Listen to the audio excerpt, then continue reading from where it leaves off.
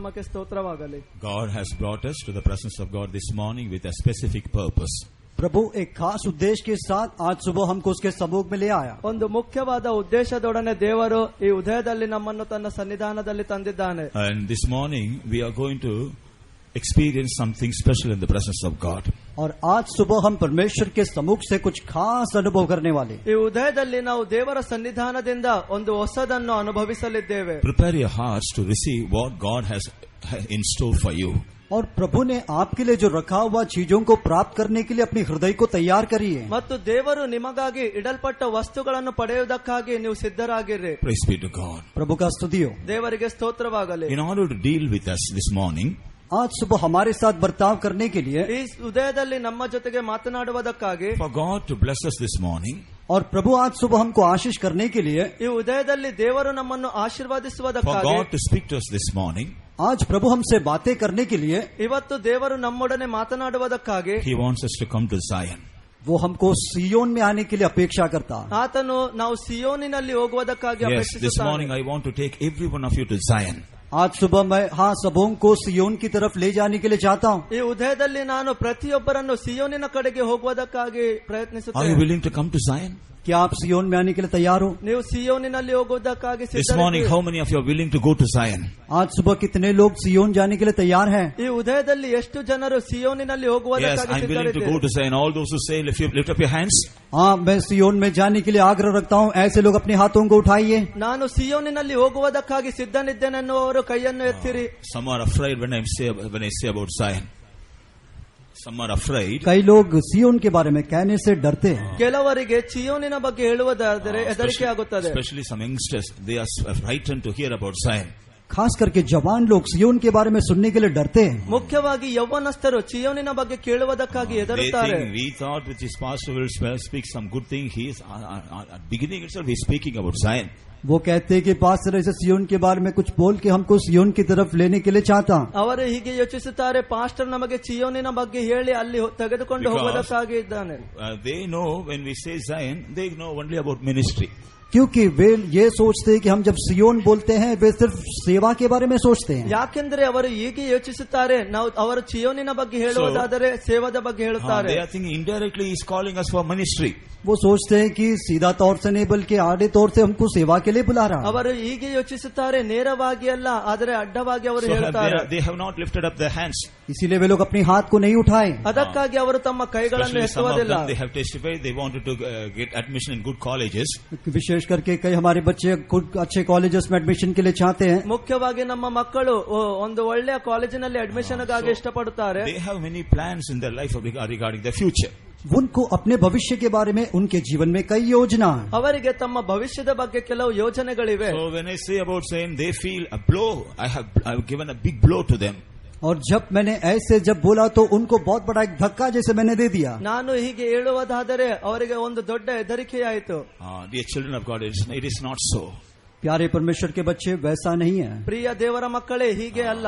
During the worship time, we meditated about John the Apostle. हम हमारे ध्यान करते समय उपासना के समय में हम प्रेरित यूहन्ना के बारे में ध्यान किए. ನಾವು ಆರಾಧನೆಯಲ್ಲಿ ಧ್ಯಾನಿಸುವ ಸಮಯದಲ್ಲಿ Where was he? वो कहाँ पर था? ಆತನು He was in ಎಲ್ಲಿದ್ದನು? the Isle of Patmos. वो पतमोस के द्वीप में था. ಆತನು ಪದ್ಮೋಸ್ But ದ್ವೀಪದಲ್ಲಿದ್ದನು. we know how the Isle of Patmos was changed into heaven. लेकिन हम जानते हैं कि जैसे वो पतमोस का द्वीप स्वर्ग होके बदल गया. ಆದರೆ ಹೇಗೆ ಆ ಪದ್ಮೋಸ್ ದ್ವೀಪವು ಪರಲೋಕವಾಗಿ ಮಾರ್ಪಟ್ಟಿತು? How? कैसे? ಹೇಗೆ? When the Spirit of the Lord came there. जब प्रभु की आत्मा वहाँ पर उतरा. ದೇವರ ಆತ್ಮವು ಅವನ ಮೇಲೆ ಇಳಿದು ಬಂದಾಗ. Praise be to God. प्रभु का पवित्र नाम का स्तुति हो. ದೇವರ ಪರಿಶುದ್ಧ ನಾಮಕ್ಕೆ ಸ್ತೋತ್ರವಾಗಲಿ. Zion is the dwelling place of God.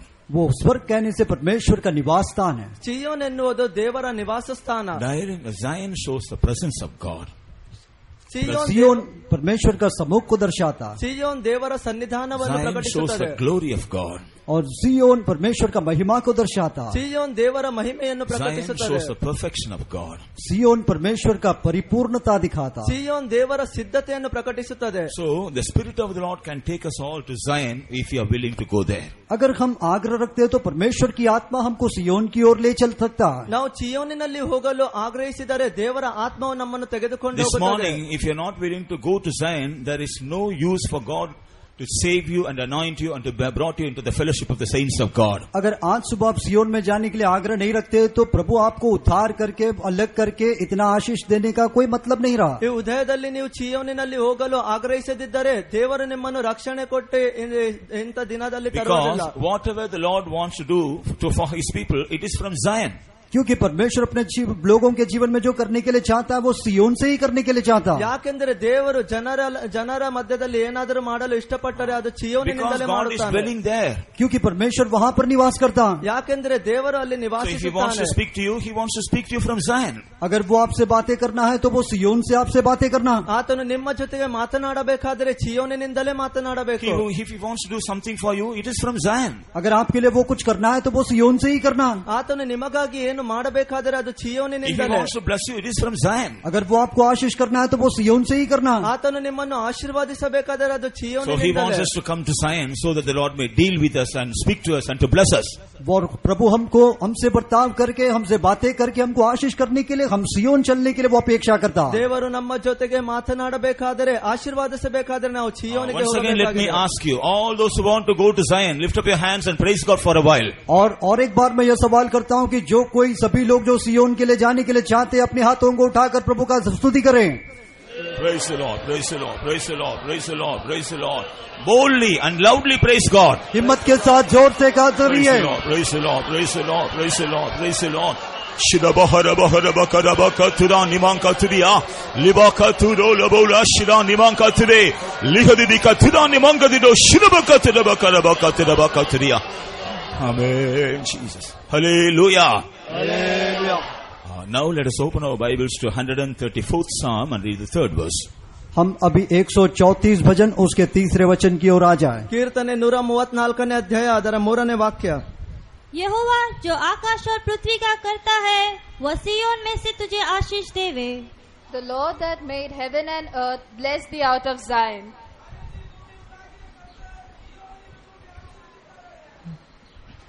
Praise be to God.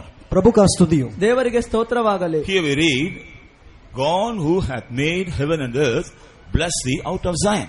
यहाँ पर हम पढ़ते हैं कि यहोवा जो आकाश और पृथ्वी का करता है वो आपको सियोन से आशीष करे. ಇಲ್ಲಿ ನಾವು ಓದುತ್ತೇವೆ, ಭೂಮ್ಯಾಕಾಶಗಳನ್ನು ಉಂಟು ಮಾಡಿದ ಯೆಹೋವನು ಚೀಯೋನಿನೊಳಗಿಂದ ನಿನ್ನನ್ನು ಆಶೀರ್ವಾದಿಸಲಿ. We know God created the heavens and the earth. हम जानते हैं कि परमेश्वर ने आकाश और पृथ्वी को बनाया. ನಾವು ಅರಿವೆವು ದೇವರು ಆಕಾಶವನ್ನು ಭೂಮಿಯನ್ನು ಸೃಷ್ಟಿಸಿದನು. Here the psalmist also say, He has made heavens and earth.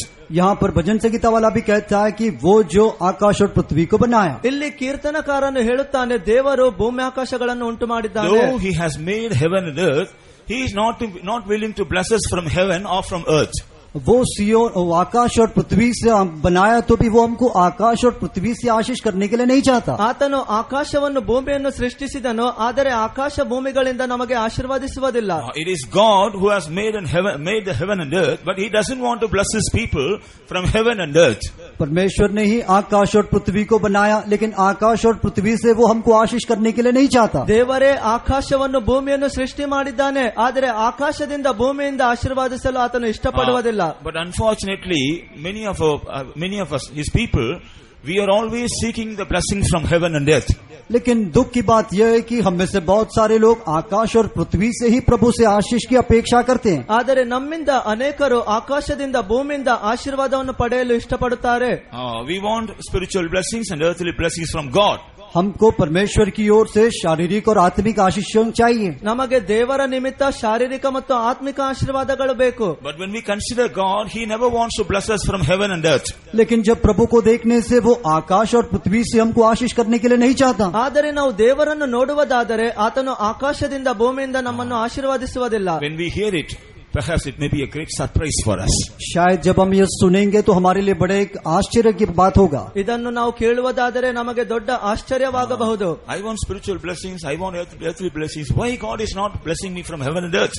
मुझे आज शारीरिक आशीष चाहिए, आत्मिक आशीष चाहिए. परमेश्वर आकाश और पृथ्वी से क्यों आशीष नहीं करता? ನನಗೆ ಆತ್ಮಿಕ ಮತ್ತು ಶಾರೀರಿಕ ಆಶೀರ್ವಾದಗಳು ಬೇಕು, ಆದರೆ ದೇವರು ಆಕಾಶ ಭೂಮಿಯಿಂದ ಯಾಕೆ ಆಶೀರ್ವಾದ ಮಾಡುವುದಿಲ್ಲ? Why He doesn't want to bless us from heaven and earth? वो आकाश और पृथ्वी से हमको क्यों आशीष करने के लिए नहीं चाहता? ಆತನು ಆಕಾಶ ಮತ್ತು ಭೂಮಿಯಿಂದ ಯಾಕೆ ನಮ್ಮನ್ನು ಆಶೀರ್ವಾದಿಸಲು ಇಷ್ಟಪಡುವುದಿಲ್ಲ? There are some reasons for it. उसके लिए कई कारण है. ಅದಕ್ಕೆ ಕೆಲವು ಕಾರಣಗಳಿವೆ. If you turn to the book of Joel, chapter 3 and read verse 16. जब योएल का पुस्तक उसके 3 अध्याय के 16 वचन को पढ़ते हैं, ಯೋಹೇಲ್ 3ನೇ ಅಧ್ಯಾಯ ಅದರ 16ನೇ ಅಧ್ಯಾಯ ವಚನದಲ್ಲಿ Here we find the heaven and earth will shake when the Lord begin to speak. यहाँ पर हम पढ़ते हैं कि जब प्रभु बातें करने लगेगा तो आकाश और पृथ्वी हिलने लगेगा. ಇಲ್ಲಿ ನಾವು ಓದುತ್ತೇವೆ, ದೇವರು ಮಾತನಾಡುವುದಾದರೆ ಆಕಾಶ ಭೂಮಿಗಳು ಅಲುಗಾಡುತ್ತವೆ. और यहोवा Yeah, I have no time to read all the verses. सारे वचनों को पढ़ने के लिए समय नहीं. When the Lord speaks, जब प्रभु बातें करता, ದೇವರು ಮಾತನಾಡುವಾಗ, when the Lord begins to roar, जब प्रभु गरजने लगता, ದೇವರು ಗರ್ಜಿಸುವಾಗ here we find heaven and earth will shake. हम देखते हैं कि आकाश और पृथ्वी हिलने लगता. ನಾವು ನೋಡುತ್ತೇವೆ ಭೂಮಾಕಾಶಗಳು ನಡುಗುತ್ತವೆ. So if God would bless us from heaven and earth, अगर परमेश्वर हमको आकाश और पृथ्वी से आशीष करेगा तो ದೇವರು ನಮಗೆ ಭೂಮಿಯಿಂದ ಆಕಾಶದಿಂದ ಆಶೀರ್ವಾದಿಸುವುದಾದರೆ, and whenever those blessings hear the voice of God, they will begin to shake. और जो प्रभु के वो वाणी को सुनेंगे वे लोग वहाँ पर हिलने लगेंगे. ಮತ್ತು ದೇವರ ಶಬ್ದವನ್ನು ಕೇಳುವವರು ಆಗ ನಡುಗುವರು. For example, God would have blessed you with a new vehicle. शायद प्रभु उदाहरण के लिए प्रभु आपको एक नया वाहन से आशीष किया होगा. ಉದಾಹರಣೆಗಾಗಿ ದೇವರು ನಿಮಗೆ ವಾಹನ ಕೊಟ್ಟು ಆಶೀರ್ವಾದಿಸಿದ್ದಾನೆ. With a great pleasure you are riding on the vehicle. और बड़ी खुशी के साथ आप उस वाहन में सवार होके जाते हो. ಮತ್ತು ಬಹಳ ಸಂತೋಷದಿಂದ ನೀವು ವಾಹನವನ್ನು ಚಲಿಸುತ್ತೀರಿ. Suddenly God begins to speak. तुरंत ही प्रभु आपसे बातें करने लगता है. ಕೂಡಲೇ ದೇವರು ನಿಮ್ಮೊಡನೆ What will ಮಾತನಾಡುತ್ತಾನೆ. happen to your vehicle? आपका वाहन को क्या होगा? ನಿನ್ನ ವಾಹನಗೆ ಏನಾಗುತ್ತದೆ? What will happen? क्या होगा? ಏನಾಗುತ್ತದೆ? It will begin to shake. वो हिलने लगेगा. ಅದು ನಡುಗುತ್ತದೆ. That will be the end of your pleasure. और वो आपका खुशी का अंत होगा. ಅದು ನಿಮ್ಮ ಸಂತೋಷದ So ಕೊನೆಯಾಗುತ್ತದೆ. whatever God wants to give us, it should not be a burden or it should not be a cause of fear for us. जब प्रभु कुछ हमको देने के लिए चाहता है तो हमके लिए एक बोझ या डर का कारण नहीं होना. ದೇವರು ನಮಗೆ ಏನಾದರೂ ಕೊಡಬೇಕಾದರೆ ಅದು ನಮಗಾಗಿ ಭಾರ ಅಥವಾ ಹೆದರಿಕೆಯಾಗಿ ಕೊಡುವುದಿಲ್ಲ. That's why He is not willing to bless us from heaven and earth. इसीलिए वो हमको आकाश और पृथ्वी से आशीष नहीं करता. ಅದಕ್ಕಾಗಿ ಆತನು ನಮಗೆ ಭೂಮಿ ಆಕಾಶಗಳಿಂದ ಆಶೀರ್ವಾದಿಸುವುದಿಲ್ಲ. Now if you turn to Hebrews, the first chapter, और भी हम इब्रानी के पत्र उसके पहले अध्याय में जब आए, ಈಗ ನಾವು ಇಬ್ರಿಯರಿಗೆ ಮೊದಲನೇ in ಅಧ್ಯಾಯದಲ್ಲಿ the 10th verse also we read about the heaven and earth. वहाँ पर भी हम आकाश और पृथ्वी के बारे में पढ़ते हैं. ಅಲ್ಲಿ ನಾವು ಭೂಮಿ ಆಕಾಶಗಳ ಬಗ್ಗೆ ಓದುತ್ತೇವೆ. And in the 11th verse we read about the heaven and earth. और 11 वचन में भी आकाश और पृथ्वी के बारे में पढ़ते हैं. 11ನೇ ವಾಕ್ಯದಲ್ಲಿ ಸಹ ನಾವು ಭೂಮಿ ಆಕಾಶಗಳ ಬಗ್ಗೆ ಓದುತ್ತೇವೆ. What will happen to heaven and the earth here? यहाँ पर आकाश और पृथ्वी को क्या होता? ಇಲ್ಲಿ ಭೂಮಿ ಆಕಾಶಗಳಿಗೆ ಏನಾಗುತ್ತದೆ? They will perish away. वे लोग नाश होंगे. ಅದು ನಾಶವಾಗುತ್ತದೆ. Praise be to God. प्रभु का स्तुति हो. ದೇವರಿಗೆ ಸ್ತೋತ್ರವಾಗಲಿ. Perhaps God would have blessed you with wealth and riches. शायद प्रभु आपको धन संपत्ति से आशीष किया होगा. ದೇವರು ನಿಮಗೆ ಐಶ್ವರ್ಯವನ್ನು ಕೊಟ್ಟು And ಆಶೀರ್ವಾದಿಸಿರಬಹುದು. you are enjoying the wealth and riches that God has given you. और प्रभु ने आपको दिया धन संपत्ति में आप आनंदित होते होंगे. ನಿಮ್ಮ ಐಶ್ವರ್ಯದಿಂದ ನೀವು ಅದರಲ್ಲಿ ಸಂತೋಷಿಸುತ್ತಿರಬಹುದು. But suddenly it will vanish away, it will perish away. लेकिन तुरंत ही वो गायब हो जाएगा, नहीं तो मिट जाएगा. ಆದರೆ ಕೂಡಲೇ ಅದು ಮಾಯವಾಗುತ್ತದೆ ಅಥವಾ ನಾಶವಾಗುತ್ತದೆ. That will be a great disappointment for you. वो आपके लिए बड़ा निराश होगा. ಅದು ನಿಮಗಾಗಿ ದೊಡ್ಡ ನಿರಾಶೆಯಾಗುತ್ತದೆ. Praise be to God. प्रभु का स्तुति हो. ದೇವರಿಗೆ So by ಸ್ತೋತ್ರವಾಗಲಿ. blessing you from heaven and earth, the Lord never wants you to be disappointed. इसलिए आकाश और पृथ्वी से आपको आशीष करके आपको निराश करने के लिए वो नहीं चाहता. ಅದಕ್ಕಾಗಿ ಭೂಮಿ ಆಕಾಶಗಳಿಂದ ಆಶೀರ್ವಾದಿಸಿ ನಿಮ್ಮನ್ನು ನಿರಾಶೆ ಮಾಡುವುದಕ್ಕಾಗಿ So the ಇಷ್ಟಪಡುವುದಿಲ್ಲ. heaven and earth will perish away. क्योंकि आकाश और पृथ्वी टल जाएगा. ಯಾಕೆಂದರೆ ಭೂಮಿ ಆಕಾಶಗಳು ಕದಲಿ In ಹೋಗುವವು. the same verse again we read, और वही वचन में हम फिर से पढ़ते हैं, ಅದೇ ವಾಕ್ಯವನ್ನು ನಾವು ಪುನಃ they ಓದುತ್ತೇವೆ. will wax old as a garment. वो एक वस्त्र के मानिन पुराने हो जाएंगे. ಅದು ವಸ್ತ್ರದಂತೆ ಹಳೆಯದಾಗುತ್ತದೆ. So the blessings will not remain as it is. It will become very old, and after that it will also perish away. तो वो आशीष वैसा ही नहीं टिकेगा, वो भी पुराना होकर फिर वो भी मिट जाएगा. ಹಾಗೆ ಆಶೀರ್ವಾದವು ನಿಲ್ಲುವುದಿಲ್ಲ, ಅದು ಹಳೆಯದಾಗಿ ಅದು We ನಾಶವಾಗುತ್ತದೆ. know we don't find any old things in God. क्योंकि हम प्रभु की ओर से कोई पुरानी बात को नहीं चाहते. ಯಾಕೆಂದರೆ ನಾವು ದೇವರಿಂದ ಹಳೆಯ ಮಾತನ್ನು ಹೊಂದುವುದಿಲ್ಲ. Nowhere in the Bible we read that God told His people, I will do some old things. यहाँ पर शास्त्र में कहीं पर नहीं पढ़ते हैं कि प्रभु अपने लोगों को कहा कि मैं पुराने बात करूंगा. ದೇವರು ತನ್ನ ಜನರಿಗೆ ಹಳೆಯ ಮಾತನ್ನು ಕೊಡುತ್ತಾನೆಂದು ನಾವು ಶಾಸ್ತ್ರದಲ್ಲಿ ಓದುವುದಿಲ್ಲ. What did God speak to His people? प्रभु उनकी लोगों से क्या बात कर रहा है? ದೇವರು ತನ್ನ ಜನರೊಡನೆ ಏನು I ಮಾತನಾಡುತ್ತಾನೆ? will do something new. मैं कुछ नया तेरे लिए करूंगा, ನಾನು ನಿನಗಾಗಿ ನೂತನ I will ಮಾಡುವೆನು, bless you with the new blessings. मैं तुझे नया आशीष से आशीष करूंगा, ನಾನು ಹೊಸ ಆಶೀರ್ವಾದಗಳಿಂದ I ನಿನ್ನನ್ನು will bring you some ಆಶೀರ್ವಾದಿಸುವೆನು, new experiences. मैं तुझे नया अनुभव में ले चलूंगा। ನಾನು ನಿನ್ನನ್ನು ಹೊಸ ಅನುಭವದಲ್ಲಿ So ತೆಗೆದುಕೊಂಡು whatever ಹೋಗುತ್ತೇನೆ. God does to His people, they are always new. इसलिए प्रभु कभी अपने लोगों के साथ जो भी करता है वो नया होता है। ಅದಕ್ಕಾಗಿ ದೇವರು ತನ್ನ ಜನರೊಡನೆ ಮಾಡುವುದೆಲ್ಲ ಹೊಸದಾಗಿಯೇ ಮಾಡುತ್ತಾನೆ. That's why He says, I will give you a new heart. इसीलिए वो कहता है कि मैं तुझे नया हृदय दूंगा, ಅದಕ್ಕಾಗಿ ಆತನು ಹೇಳುತ್ತಾನೆ, ನಾನು ನಿನಗೆ ಹೊಸ I will give you ಹೃದಯವನ್ನು new ಕೊಡುವೆನು, spirit. मैं तुझे नई आत्मा दूंगा, ನಾನು ನಿನಗೆ ಹೊಸ ಆತ್ಮವನ್ನು I will ಕೊಡುವೆನು, make you as a new man. मैं तुझे एक नया मनुष्य होके बदल दूंगा, ನಾನು ನಿನ್ನನ್ನು ನೂತನ ಮನುಷ್ಯನಾಗಿ I will make you ಮಾರ್ಪಡುವೆನು, as a new creature. मैं तुझे एक नया सृष्टि बनाऊंगा। ನಾನು ನಿನ್ನನ್ನು ನೂತನ ಸೃಷ್ಟಿಯನ್ನಾಗಿ ಮಾರ್ಪಡುವೆನು. That's why He doesn't want to bless us from heaven and earth. इसीलिए वो आकाश और पृथ्वी से हमको आशीष करने के लिए नहीं चाहता। ಅದಕ್ಕಾಗಿ ಆತನು ಭೂಮ್ಯಾಕಾಶಗಳಿಂದ ಆಶೀರ್ವಾದಿಸಲು ಇಷ್ಟಪಡುವುದಿಲ್ಲ. Not only that, if you turn to 2 Peter chapter 3, जब हम दूसरा पत्र उसके तीसरे अध्याय में आते हैं, ಎರಡನೇ ಪೇತ್ರ 3ನೇ ಅಧ್ಯಾಯದಲ್ಲಿ ಬರುವಾಗ in the 7th verse again we read about the heaven and earth. उस 7वें वचन में भी आकाश और पृथ्वी के बारे में पढ़ते हैं। 7ನೇ ವಾಕ್ಯದಲ್ಲಿ ನಾವು ಭೂಮ್ಯಾಕಾಶಗಳ ಬಗ್ಗೆ ಓದುತ್ತೇವೆ. What do we read about heaven and earth here? वहाँ पर हम आकाश और पृथ्वी के बारे में क्या पढ़ते हैं? ಇಲ್ಲಿ ನಾವು ಭೂಮ್ಯಾಕಾಶಗಳ ಬಗ್ಗೆ ಏನನ್ನು ಓದುತ್ತೇವೆ? We read they are reserved for fire. हम पढ़ते हैं कि वे आग के लिए रखा गया। ಅದು ಬೆಂಕಿಗಾಗಿ ಇಡಲ್ಪಟ್ಟಿದೆ. So heaven and earth is reserved for fire, for to be consumed by fire. इसलिए आकाश और पृथ्वी जो है आग के द्वारा भस्म किया जाने के लिए रखा है। ಅದಕ್ಕಾಗಿ ಆಕಾಶವು ಭೂಮಿಯು ಬೆಂಕಿಯಿಂದ ನಾಶ ಮಾಡುವುದಕ್ಕಾಗಿ ಇಡಲ್ಪಟ್ಟಿದೆ. So if the Lord will bless us from heaven and earth, अगर परमेश्वर हमको आकाश और पृथ्वी से आशीष करेगा, ಬಹುಶಃ ದೇವರು ನಮ್ಮನ್ನು ಭೂಮ್ಯಾಕಾಶಗಳಿಂದ one day they all ಆಶೀರ್ವದಿಸುವುದಾದರೆ will be burnt away. एक दिन हम सब जल जाएंगे, ಒಂದು ದಿನ ನಾವೆಲ್ಲರೂ ಸುಟ್ಟು ಹೋಗುವೆವು, We cannot enjoy them. हम उसमें आनंदित नहीं हो सकते। ಅದರಲ್ಲಿ ನಾವು ಸಂತೋಷಿಸಲಾರೆವು. Praise be to God. प्रभु का स्तुति हो। ದೇವರಿಗೆ Again ಸ್ತೋತ್ರವಾಗಲಿ. in verses 10 to 12 also we read the same thing. और 10 से 12 वचन में भी वही बात को पढ़ते हैं। ಮತ್ತು 10ರಿಂದ 12ನೇ ವಾಕ್ಯದಲ್ಲಿ ಅದನ್ನೇ In ಓದುತ್ತೇವೆ. the 10th verse we read, और 10वें वचन में पढ़ते हैं, 10ನೇ ವಾಕ್ಯದಲ್ಲಿ the heaven will pass away और आकाश टल जाएगा ಆಕಾಶವು ಕದಲಿ ಹೋಗುವುದು and the earth will melt away. और पृथ्वी पिघल जाएगा। ಮತ್ತು ಭೂಮಿಯು ಕರಗಿ ಹೋಗುವುದು. And in the 11th verse we read, और 11 वचन में पढ़ते हैं, 11ನೇ ವಾಕ್ಯದಲ್ಲಿ all these things shall be dissolved. और ये सारे वस्तु पिघल जाएगी। ಈ ಎಲ್ಲ ವಸ್ತುಗಳು ಲಯವಾಗುವುದು. Praise be to God. प्रभु का स्तुति हो। ದೇವರಿಗೆ ಸ್ತೋತ್ರವಾಗಲಿ. Praise be to God. प्रभु का स्तुति हो। ದೇವರಿಗೆ So ಸ್ತೋತ್ರವಾಗಲಿ. heaven and earth will pass away.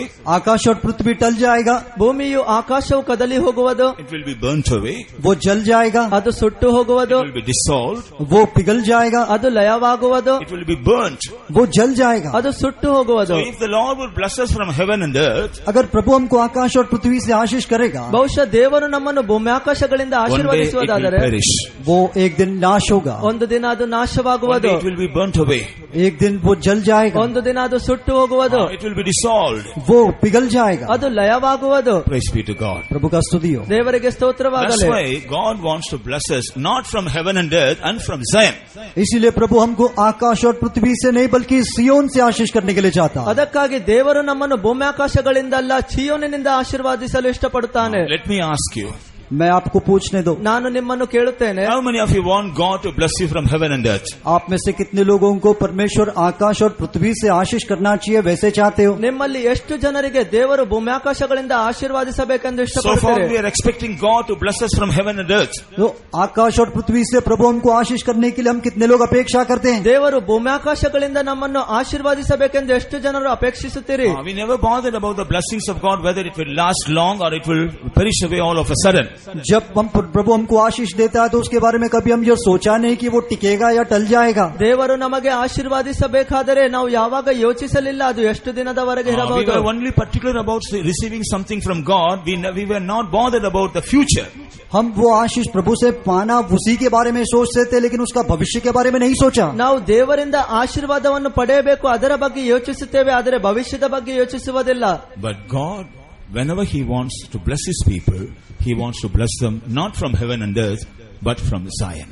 लेकिन परमेश्वर जब कभी अपने लोगों को आशीष करने के लिए चाहता है, आकाश और पृथ्वी से नहीं बल्कि वो सियोन से आशीष करने के लिए चाहता है। ಆದರೆ ದೇವರು ತಮ್ಮ ಜನರನ್ನು ಆಶೀರ್ವಾದಿಸಬೇಕಾದರೆ ಭೂಮ್ಯಾಕಾಶಗಳಿಂದ ಮಾತ್ರವಲ್ಲ ಚೀಯೋನಿನಿಂದ ಆಶೀರ್ವಾದಿಸಲು ಇಷ್ಟಪಡುತ್ತಾನೆ. If you turn to 132nd Psalm 122 भजन में जब हम आते हैं 122ನೇ ಕೀರ್ತನೆಯಲ್ಲಿ and read verses 12 and 13 and 14. जब उसकी 13 और 14 वचन को पढ़ते हैं, ಅದರ 13ನೇ 14ನೇ ವಾಕ್ಯದಲ್ಲಿ chosen Zion, he had desired it for his habitation. This is my rest forever. Here will I dwell, for I have desired it. क्योंकि यहोवा ने सियोन का अपनाया है और उसे अपने निवास स्थान के लिए चाहा है। Praise be to God. प्रभु का स्तुति हो। ದೇವರಿಗೆ ಸ್ತೋತ್ರವಾಗಲಿ. Here we read, the Lord has chosen Zion to be his habitation. यहाँ पर हम पढ़ते हैं कि प्रभु सियोन को अपना निवास स्थान होके चुन लिया। ಇಲ್ಲಿ ನಾವು ಓದುತ್ತೇವೆ, ದೇವರು ನಿಶ್ಚಯವಾಗಿ ಚಿಯೋನನ್ನು ಅಪೇಕ್ಷಿಸಿ ತನ್ನ ನಿವಾಸಕ್ಕಾಗಿ ಆರಿಸಿಕೊಂಡಿದ್ದಾನೆ. This is my rest forever. और यही युगान युग मेरा निवास स्थान है। ಇದೇ ನನ್ನ ಶಾಶ್ವತ ವಾಸಸ್ಥಾನ. So this is not my rest. This is my rest not for a temporal time period, but it is the rest for ever and ever. यह कोई तत्कालिक समय के लिए मेरा विश्राम नहीं, लेकिन प्रभु कहता है कि युगान युग के लिए मेरा विश्राम स्थान है। ಈ ನನ್ನ ನಿವಾಸ ಸ್ಥಾನ ತಾತ್ಕಾಲಿಕವಾಗಿ ಅಲ್ಲ, ಆದರೆ ಶಾಶ್ವತವಾಗಿರುವುದು. So I will rest here forever. मैं यहाँ पर युगान युग विश्राम करूंगा। ನಾನು ಇಲ್ಲಿ ಶಾಶ್ವತವಾಗಿ ವಿಶ್ರಾಮಿಸುವೆನು. This will be my dwelling place forever. और यह युगान युग मेरा निवास स्थान भी रहेगा। ಇದು ಸದಾ ಕಾಲಕ್ಕಾಗಿ ನನ್ನ ನಿವಾಸ ಸ್ಥಾನವಾಗಿರುವುದು. From this we understand Zion is not a temporal abode for God. इसीलिए हम समझ सकते हैं कि यह सियोन जो है परमेश्वर का कोई तत्कालिक निवास स्थान नहीं है। ಇದರಿಂದ ನಾವು ಅರಿಯಬಹುದು, ಚಿಯೋನ್ ದೇವರ ತಾತ್ಕಾಲಿಕ ನಿವಾಸ ಸ್ಥಾನವಲ್ಲ. There is a permanent and eternal dwelling place of God. वो परमेश्वर का सनातन और नित्य निवास स्थान है। ಅದು ಸದಾಕಾಲವಿರುವ ಮತ್ತು ದೇವರ ನಿತ್ಯ ನಿವಾಸ ಸ್ಥಾನ. So when the Lord blesses his people from Zion, इसीलिए परमेश्वर जब अपने लोगों को सियोन से आशीष करता है, ಅದಕ್ಕಾಗಿ ದೇವರು ತನ್ನ ಜನರನ್ನು ಚಿಯೋನಿನಿಂದ ಆಶೀರ್ವಾದಿಸುತ್ತಾನೆ. that will be always lasting long. वो हमेशा टिकने वाला आशीष होगा। ಅದು ನಿತ್ಯ ಇರುವ ಆಶೀರ್ವಾದ. In 125th Psalm, the first verse we read, 125वां वचन के पहला वचन में हम पढ़ते हैं, 125ನೇ ಕೀರ್ತನೆ ಮೊದಲನೇ ವಾಕ್ಯದಲ್ಲಿ again we read about Zion here. वहां पर भी हम सियोन के बारे में पढ़ते हैं। ಇಲ್ಲಿಯೂ ನಾವು ಚಿಯೋನಿನ ಬಗ್ಗೆ ಓದುತ್ತೇವೆ. Read. They that trust in the Lord shall be as Mount Zion, which cannot be removed but abideth forever.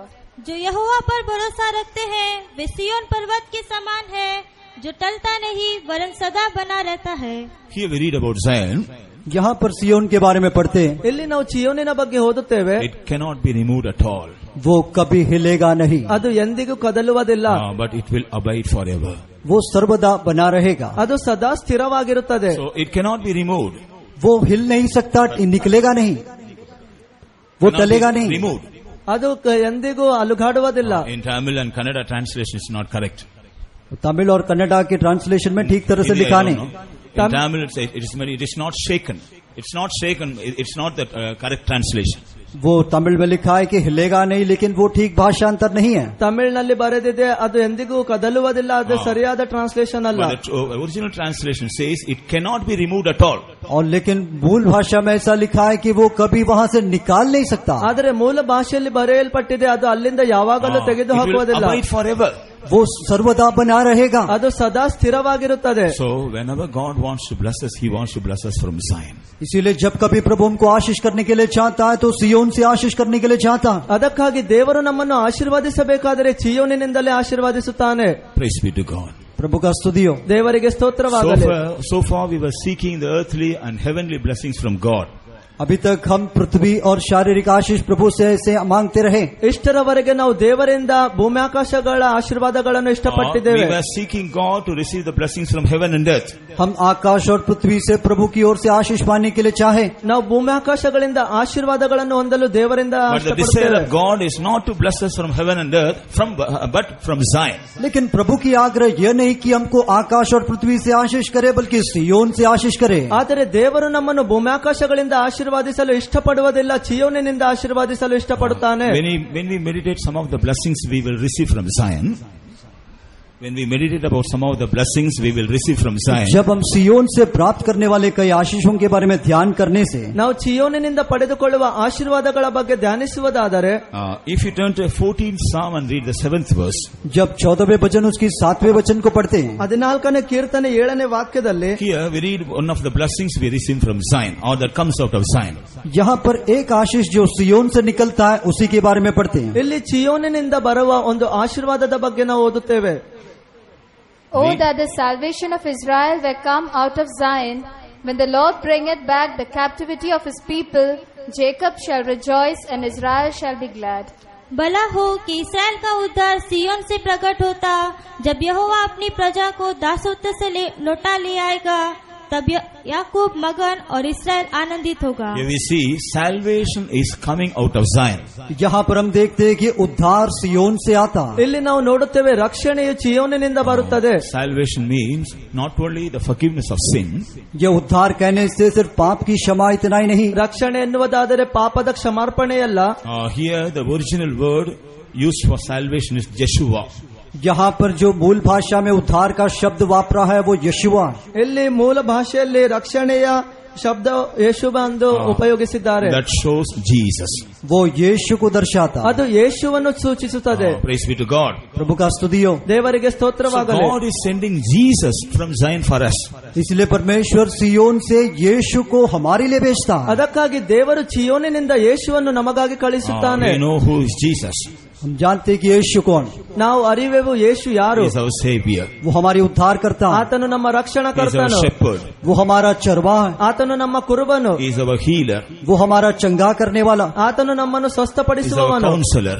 वो हमारा सलाह देने वाला। ಆತನು ನಮಗೆ ಸಲಹೆ He is our ಕೊಡುವವನು. strength. वो हमारा बल। ಆತನು ನಮ್ಮ ಬಲ. He is the one who delivers us. वो हमको छुड़ाने वाला। ಆತನು ನಮ್ಮನ್ನು ಬಿಡುಗಡೆ ಕೊಡುವವನು. He is the one who fights our battles and gives victory. वही हमारी लड़ाई को लड़कर हमको जय देता। ನಮ್ಮ ಯುದ್ಧವನ್ನು ಯುದ್ಧ ಮಾಡಿ ನಮಗೆ ಜಯ ಕೊಡುವವನು. Praise be to God. प्रभु का स्तुति हो। ದೇವರಿಗೆ So ಸ್ತೋತ್ರವಾಗಲಿ. first of all, God is sending forth Jesus from Zion.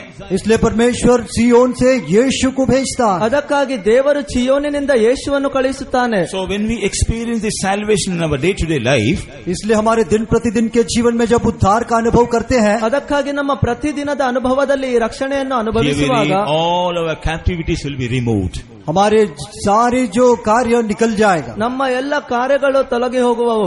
Through Jesus, all our captivities will be removed. यीशु के द्वारा हमारे सारे बंधुआई बंधन निकल जाएगा। ಯೇಸುವಿನ ಮೂಲಕ ನಮ್ಮ ಎಲ್ಲ ಗುಲಾಮಗಿರಿ ತೊಲಗಿ ಹೋಗುವುದು. Even this morning, God is sending forth Jesus in our midst, out of Zion.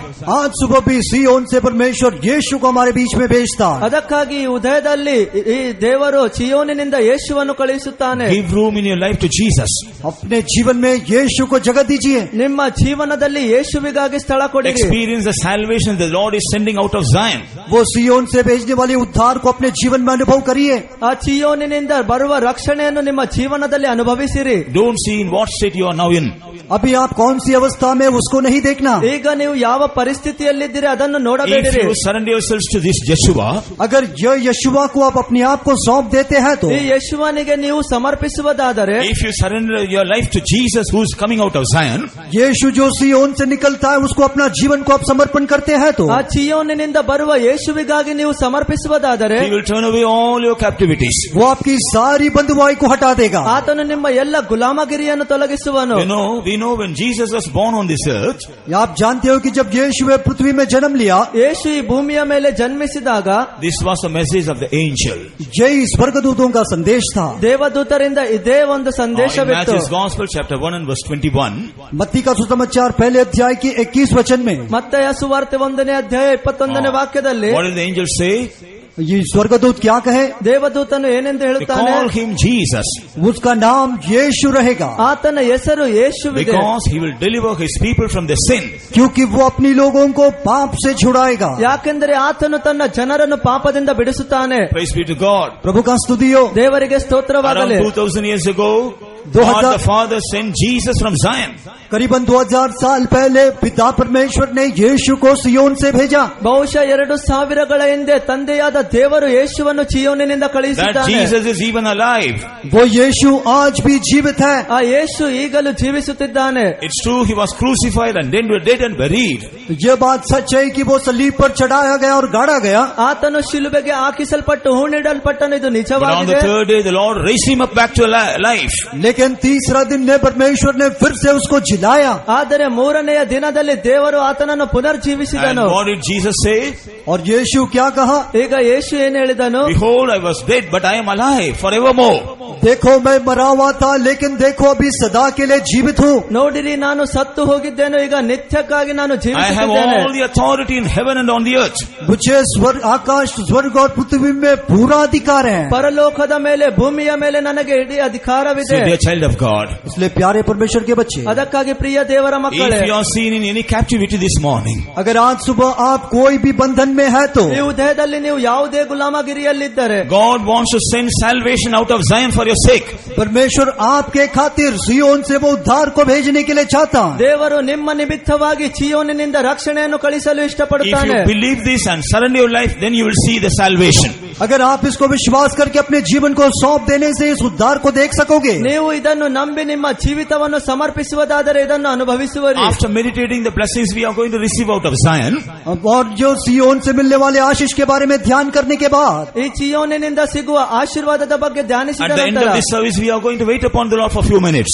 और यह सभा के समाप्ति पर हम थोड़े समय प्रभु के लिए इंतजार करेंगे. ಈ ಆರಾಧನೆಯ ಮುಕ್ತಿಯ ಸಮಾಪ್ತಿಯ ನಂತರ ನಾವು ದೇವರಿಗಾಗಿ And ಕಾದುಕೊಳ್ಳೋಣ. some of us are going to experience the salvation that is coming out of Zion for our sake. और हमारे खातिर सियोन से आने वाली वो उद्धार को हम में से कई लोग अनुभव करने वाले. ನಮ್ಮ ನಿಮಿತ್ತವಾಗಿ ಚಿಯೋನಿನಿಂದ ಬರುವ ರಕ್ಷಣೆಗಾಗಿ ಕೆಲವರು ಕಾದುಕೊಳ್ಳುತ್ತಾರೆ. When salvation comes out of Zion, जब वो उद्धार सियोन से आएगा, ಆ ರಕ್ಷಣೆಯು ಚಿಯೋನಿನಿಂದ ಬರುವಾಗ our captivities will be removed, हमारे बंधन निकल जाएगा. ನಮ್ಮ ಬಂಧನಗಳು ತೊಲಗಿ ಹೋಗುವವು. and Jacob and Israel shall rejoice and be glad. और याकूब और इस्राएल आनंदित होकर वे लोग खुशी मनाएंगे. ಯಾಕೋಬ್ ಮತ್ತು ಇಸ್ರಾಯೇಲರು ಸಂತೋಷದೊಡನೆ Yes, ಹರ್ಷಿಸಿದರು. when the Lord sends out the salvation out of Zion, हाँ, जब प्रभु यह उद्धार सियोन से भेजेगा, ಹೌದು, ದೇವರು ಚಿಯೋನಿನಿಂದ ರಕ್ಷಣೆಯನ್ನು ಕಳಿಸುವಾಗ we are going to be delivered from all our captivities, and as the servants of God and the children of God, we all are going to rejoice in the presence of God. हम सारे बंधन से छुटकारा को पाओगे और परमेश्वर के सेवक और परमेश्वर के बच्चे मिलकर प्रभु में आनंदित हो जाएंगे. ನಮ್ಮ ಬಂಧನಗಳಿಂದ ಬಿಡುಗಡೆ ಹೊಂದಿ ದೇವ ಸೇವಕರು ಮತ್ತು ದೇವರ ಮಕ್ಕಳು ಆತನಲ್ಲಿ ಸಂತೋಷಿಸುವೆವು. Secondly, दूसरा, if ಎರಡನೆಯದಾಗಿ you turn to 20th Psalm and read the second verse, 20वां भजन उसका दूसरा वचन. ಕೀರ್ತನೆ 20ನೇ ಅಧ್ಯಾಯ ಅದರ 2ನೇ ವಾಕ್ಯ. Send thee help from the sanctuary and strengthen thee out of Zion. वो पवित्र स्थान से तेरी सहायता करे और सियोन से तुझे संभाल ले. praise be to God. प्रभु का स्तुति हो. ದೇವರಿಗೆ ಸ್ತೋತ್ರವಾಗಲಿ. Here we see the Lord is sending help out of Zion. यहाँ पर हम देखते हैं कि प्रभु सियोन से सहायता भेजता है ಇಲ್ಲಿ ದೇವರು ಚಿಯೋನಿನಿಂದ ಸಹಾಯವನ್ನು ಕಳುಹಿಸುತ್ತಾನೆ And He is strengthening us out of Zion. और वो सियोन से हमको बलवंत करता है. ಮತ್ತು ಆತನು ಚಿಯೋನಿನಿಂದ ನಮ್ಮನ್ನು ಬಲಪಡಿಸುತ್ತಾನೆ. Praise be to God. प्रभु का स्तुति हो. ದೇವರಿಗೆ ಸ್ತೋತ್ರವಾಗಲಿ. So, help and strength comes out of Zion. इसलिए मदद और बल हमको सियोन से आता है. ಅದಕ್ಕಾಗಿ ಸಹಾಯ ಮತ್ತು ಬಲ ಚಿಯೋನಿನಿಂದ ಬರುತ್ತದೆ. When the Lord helps us, जब प्रभु हमारी मदद करता है, ದೇವರು ನಮಗೆ ಸಹಾಯ ಮಾಡುವಾಗ we will have beautiful experiences. हमारे लिए सुंदर अनुभव रहेंगे. ನಮಗಾಗಿ ಸುಂದರವಾದ ಅನುಭವಗಳಿರಬಹುದು. I would like to mention one or two experiences. मैं एक या दो अनुभव आपको बताऊंगा. ನಾನು ಒಂದು ಅಥವಾ ಎರಡು ಅನುಭವಗಳನ್ನು ಹೇಳುತ್ತೇನೆ. In 2 Chronicles chapter 32, दूसरा इतिहास उसके 32वें अध्याय, ಎರಡನೇ ಪೂರ್ವ ವೃತ್ತಾಂತ ಕಾಲ ಅದರ 32ನೇ ಅಧ್ಯಾಯ in the 8th verse we read, उसकी 8वें वचन में पढ़ते हैं, ಅದರ 8ನೇ ವಾಕ್ಯದಲ್ಲಿ when the Lord sends His help from Zion, जब परमेश्वर ने सियोन से मदद को भेजा, ಯೆಹೋವನು ಚಿಯೋನಿನಿಂದ ಸಹಾಯವನ್ನು we ಕಳಿಸಿದಾಗ see He will fight all our battles. वो हमारी सारी लड़ाई को लड़ेगा. ಆತನು ನಮ್ಮ ಎಲ್ಲ ಯುದ್ಧಗಳನ್ನು ಯುದ್ಧ In our ಮಾಡುವನು. day-to-day we come across various battles in our life. हमारे दिन प्रतिदिन के जीवन में बहुत सारे लड़ाइयों का हम सामना करते हैं. ನಮ್ಮ ಪ್ರತಿದಿನದ ಜೀವನದಲ್ಲಿ ಅನೇಕ ಯುದ್ಧಗಳನ್ನು In many ಎದುರಿಸಬೇಕಾಗುತ್ತದೆ. occasions we see battle even within ourselves. और हमारे अंदर भी अपने आप में हम लड़ाइयों को देखते हैं. ನಮ್ಮ ಒಳಗೆ ಸಹ ನಮ್ಮಲ್ಲಿಯೇ ನಾವು ಯುದ್ಧವನ್ನು ನೋಡುತ್ತೇವೆ.